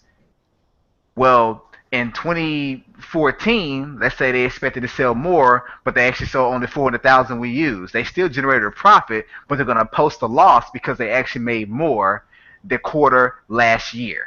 So Nintendo's actually been making profits since the Wii U launched, just so you guys know. Yeah. Well, let me break it down easier too. I like what I mean. That was the first conversation me and you had on Google Plus, talking about the projection and everything else. Again, the one thing that's holding Nintendo back, and it is the one thing that holds Nintendo back when it comes to the profits, and it's the exchange rate. That's the only thing that holds it back. If the yen is less than the dollar, Nintendo makes money, and that will kind of help jump them into the $25 billion yen market this time, which is good. If the U.S. dollar is higher, then if the U.S. dollar, I mean not higher, the U.S. dollar falls, then the yen falls, and then they don't make money, and that's what a lot of the money they lost. They lost because of exchange rate. Now, of course, Nintendo made $25 billion in yen, which is about $180 million US. That's a good thing. I'm not arguing the point with that. My point, the software made the money. That's for sure. The problem that happens is the exchange rate was in Nintendo's favor. That's one.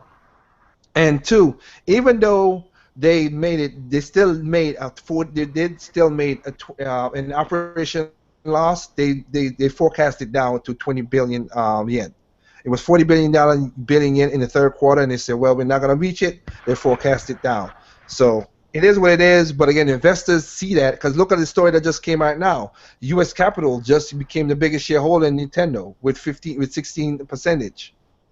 Because they saw, hey, this is going good. They're making profits. DNA, Universal Studios, blah blah blah, and they're making profits out of the console. Let's buy out more stocks of Nintendo. So in the future, if this gaming bubble, which again we'll be talking about it more and more, of course, this gaming bubble again, if it pops, I think I need to start investing some shares in Nintendo.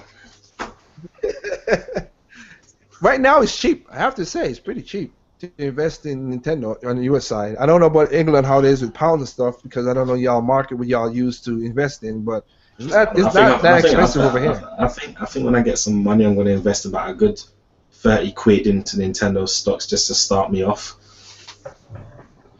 Well, I got you, and just like you said right there, Double M, there you go. That if you are an investor, that's the only reason the console war is important to you. If you ain't an investor and you're just playing video games, console war don't mean jack squat. Put it like this: if I turn into a Michael Pachter in the next few months, you know why. I would have to come over to London and slap you if you if you're turning into a Michael Pachter. No, I'll do it in favor of Nintendo this time. Don't worry. I know, because he talks out his butt with half of his stuff. Well, he does the same thing. He talks to gain shares. He talks to gain certain shares in his favor. He's a business analyst. He's a business analyst, yes. And like I said, and anybody out there, you gotta watch what people say because again, Double M and we talked about it on MSNBC 2 weeks ago. on a legitimate news show, he couldn't talk trash about Nintendo. But then a week later, on in game trailers and all that stuff, he went right back to talking trash again. I'm like, you gotta. It's funny how he changes his attitude depending on what the platform he's talking to. So he's a weird figure himself. So it is what it is. But you know what? Like I said, it's cool. It's cool. I like Dr. Feelgood and don't let me say there's a lot of games out there. Like the question we just finished up. There are a lot of games out there people need to listen to. I'm telling you, there are a lot of games that you need to check out. Like I said, Mighty Number 9 is coming out. When it comes out, there's a good game. You have Ukulele. You have again. I said again. You have that retro developed Crash Bandicoot that's coming out with the Donkey Kong style graphics, developed by Retro Studios. Okay, we have Double M's Wet Dream. We have that's wrong, man. That's so wrong. That's what he wants. So we have his. God. So we have his Dream coming out. You have Guns, Gore, and Cannoli. That's the next game coming out. You got Little Devil that's coming out. You have again. You have Bloodstained of Symphony. That's from. Oh, that's another game too. Last Guardian coming out. Oops, my bad. Oh Lord. Okay. Now we gain. My game has more chance of coming out than Last Guardian. I think Half-Life 3 has a better chance of coming out. Man, Gabe Newell know he don't want to put that game out because that game has so high regards that he put that game out, ain't gonna fall. Just like that's what happens to Duke Nukem. Everybody's like, oh, this was the greatest game, and it takes so long to come out. And we're like, this is. Was that new trailer real? Blah blah. What one? Duke Nukem. I don't know. Cause someone. Oh, you mean they're trying to redo it again for E3? I hope not. They show it's like a 10-second teaser. If you look it up, you'll see it. And I was like, are they really bringing this game back? Like, are they really bringing back Duke Nukem? Because to me, he belonged in the time he was in, back when that was cool, and he just wouldn't fit in today's gaming. I don't think he would, unless they changed him up a little bit. I think he can, but again, it's depending on what you're doing. If the developer who makes the game is not taking gaming seriously, then it will work. Me, but again, we already got the new Duke Nukem, and if you think about it, there's one character that actually looks and behaves just like him, and it's in an upcoming game, Devil's Third. He wears shades. He's a lone badass. He smokes and drinks. It's like, come on, that's the new age Duke Nukem right there. Yeah, Itagaki's game does kind of look like that. So yeah, I could see that. But my point still stands that you have all these cool. Again, Freedom Planet. That's if you guys love Sonic, that's coming out for the Wii U. If you got it, or if not, play it on the PC. There's so many games coming out. What's coming out? Also, I will say a Zero Gunvolt 2. You have Shantae, the Half Genius coming to all consoles. That's a cool game. I played Pirate's Curse, loved it, beat it. Those are games out there. Check out Road Redemption. Please check out that video. Oh yeah, it should be about 3 of them. You will love it. There you go. Road Redemption. You have also. I mean, there's a ton of games that's coming out that's not in the triple game market. But you should get the same respect. Like I'm gonna put, like I say, so like right now, if you go to Dr. Feelgood's channel, he puts up a bunch of videos today, and he said he got a lot more to go about Splatoon test fires. So check out his commentary and watch his videos. And like I said, some of them are they're really good videos. At the end of the day, at the end of the game, we're gamers, and this is what it's all about. It's about kicking ass and chewing gum, and I'm all out of gum. Okay. Sorry, man. You not mentioned Duke Nukem, I couldn't help myself. I know, right? Well, my point still... I'm back kicking ass and chewing bubble gum, and I'm all out of gum. Well, my point still stands that check out Dr. Feelgood for the Splatoon. Like I say, he and his wife went ham on that game, and hey. I enjoy the commentary, and I'm enjoying some of the games. Like I said, yeah, I've seen a couple good saves, a couple good, kills with on his videos. So, like I say, shout out. I gotta give it up to you, Dr. Feelgood, to put out those videos. Double M, I know you. Like I say, you're a busy guy, which is cool. I know you got stuff to do, but I still see you trolling videos, including the one with Kanye. You ain't got the answers, man. I know, right? People, nobody knows about the NX. Shut up. Let's get E3, play the games, and wait till next year when Nintendo says they're going to announce about it. Let's keep it. Because you ain't got the answers, man. Nobody got the answers, man. Nobody. But It's true. again, No one has the answers. but Apart from again, the people and then who keep doing the development themselves. yep. And again, there's game. Like I said, on my point, I have I'm right now. I am playing Puzzles and Dragons Super Mario Edition. I'm gonna put up a review of that game. I got hooked into it. It's not a simple match 3 game. This is way different than a match 3 game. So I'm gonna have, like I said, I bought it Friday, and I've been playing it nonstop. It hooked me.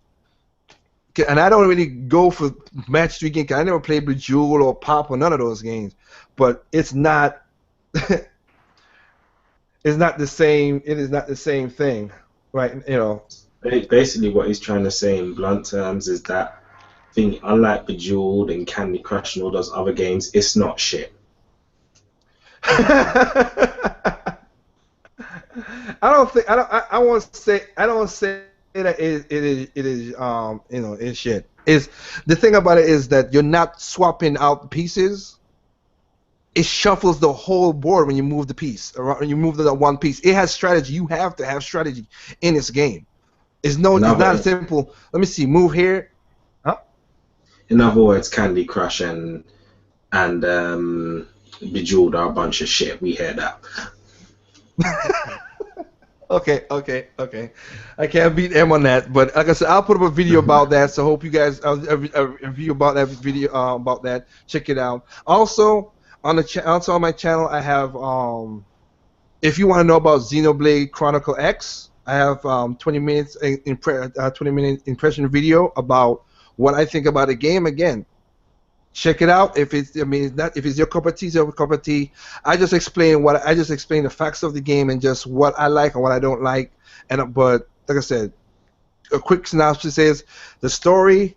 It looks alright. I can't tell because I can't read. Like I said, I could read a certain amount of kanji and a certain amount of Japanese. I would know about that, but it's kind of hard. But I played the game. I got into it's dolls in Japan and not skelts, but it's skelts in America. I got into the dolls. The dolls feel cool. They're still, according to Kenji, they're still doing some tweaking with the game to this day right now for the Western release. So, and also for a lot of people, I think one of the people, you know what? Let me end this with this. Since you guys are here, I'm asking y'all a question if y'all want, if you want. Do you have any questions you want to ask me about that game? About what game? Xenoblade Chronicle X. Not really, to be honest. Okay, Dr. Feelgood the same way too? What'd you say? Do you have any questions you want to ask me about Xenoblade Chronicle X? If I do, I'll ask you afterwards, man. Okay. All right. I mean, but I don't want to spoil it for myself. So although I am eager about the game, I really can't wait to play it. I'm a very patient gamer. The only game I'm not so patient for right now is Splatoon. It's Splatoon. But I got you. All right. But anyway, again, check out these guys' channel. Like I said, Dr. Feelgood, this is the second time you've been on the Endcast. I mean, I know Gamers Lounge didn't have nothing this tonight, but of course, if you have the free time, you're welcome to join in anytime with the Endcast. Because I like conversation with people who have constructive things to say. Yeah, rational people, but at least have constructive things to say, not just knee-jerk, be all yabbering and just shouting out stupid crap. That's just not what I created my channel for. I try to meet cool people. So, like I said, anytime I do an Endcast, I will throw you the link so you could jump in. Because, like I said, I know you with the Gamers a lot. Some Sundays you got to jump into them because that's what you did last Sunday. So it's cool. and I understand that. And Yeah, no Double problem. M, But of course, you all. I was gonna say, yeah, Huh? but yeah, definitely. Thanks for having me, man. I do enjoy the Ncast. I plan on being on here a lot more often. But yeah, like glad to be here. Yeah, and also check out his channel for the Splatoon videos, of course, and of course my boy Double M. As I said, like I said, I know it's always rough on him because he's across the pond, but man, it's always cool to have somebody also from across the pond that has common sense and speaks, even though he cracks his jokes and his hopes. But it's cool to always have you on the Ncast, Double M. Like I said, it's always It's awesome. cool to be here, man. Yeah, so also if you want some like sarcastic and satire, let's put it that way, sarcastic and satire videos, check this man's channel out because again, it's funny. I laughed out loud when I watched those videos. Like I said, when I saw like I said, the answer is true when you watch the Kanye video. Nobody has the answers. Yeah, I saw that. That was really funny, man. I saw that. And the thing about it, it's only like a couple seconds long, and it's get to the point. Bam, done. And it's That's the all it truth. is. No one has the answers. Well, yeah. So right now, like I said, thank you guys out there for enjoying. I gotta give it also shout out to Anderson Archella for giving the questions and everything like that. George, you try to come in and try to say stuff. I'm sorry about that. Next time we get everything work out good in a way. But other than that, thank you all for joining us on the Endcast. I wish you all a safe Memorial Weekend. Remember to go out there and remember what the day is all about. What you get a day off. Remember the people who fought for, their families who give up their lives and their families also their lives for what they did for us to enjoy video games. Because once I said it once again, there are people in other countries that I've come from that I've seen. We kill their mom and their father just to play the games that we're playing. And if they want to do that, we should be grateful and stop bitching and stop nitpicking that we have, no voice chat. Oh, the game ain't come out this day. Oh, the game. No. Buy the game when you have the chance. Play it when you play it. Have fun. That's all video games is supposed to be about, having fun. Not no damn who got the biggest cock. Okay? Just fun. Yeah, because they all know they'll lose to me.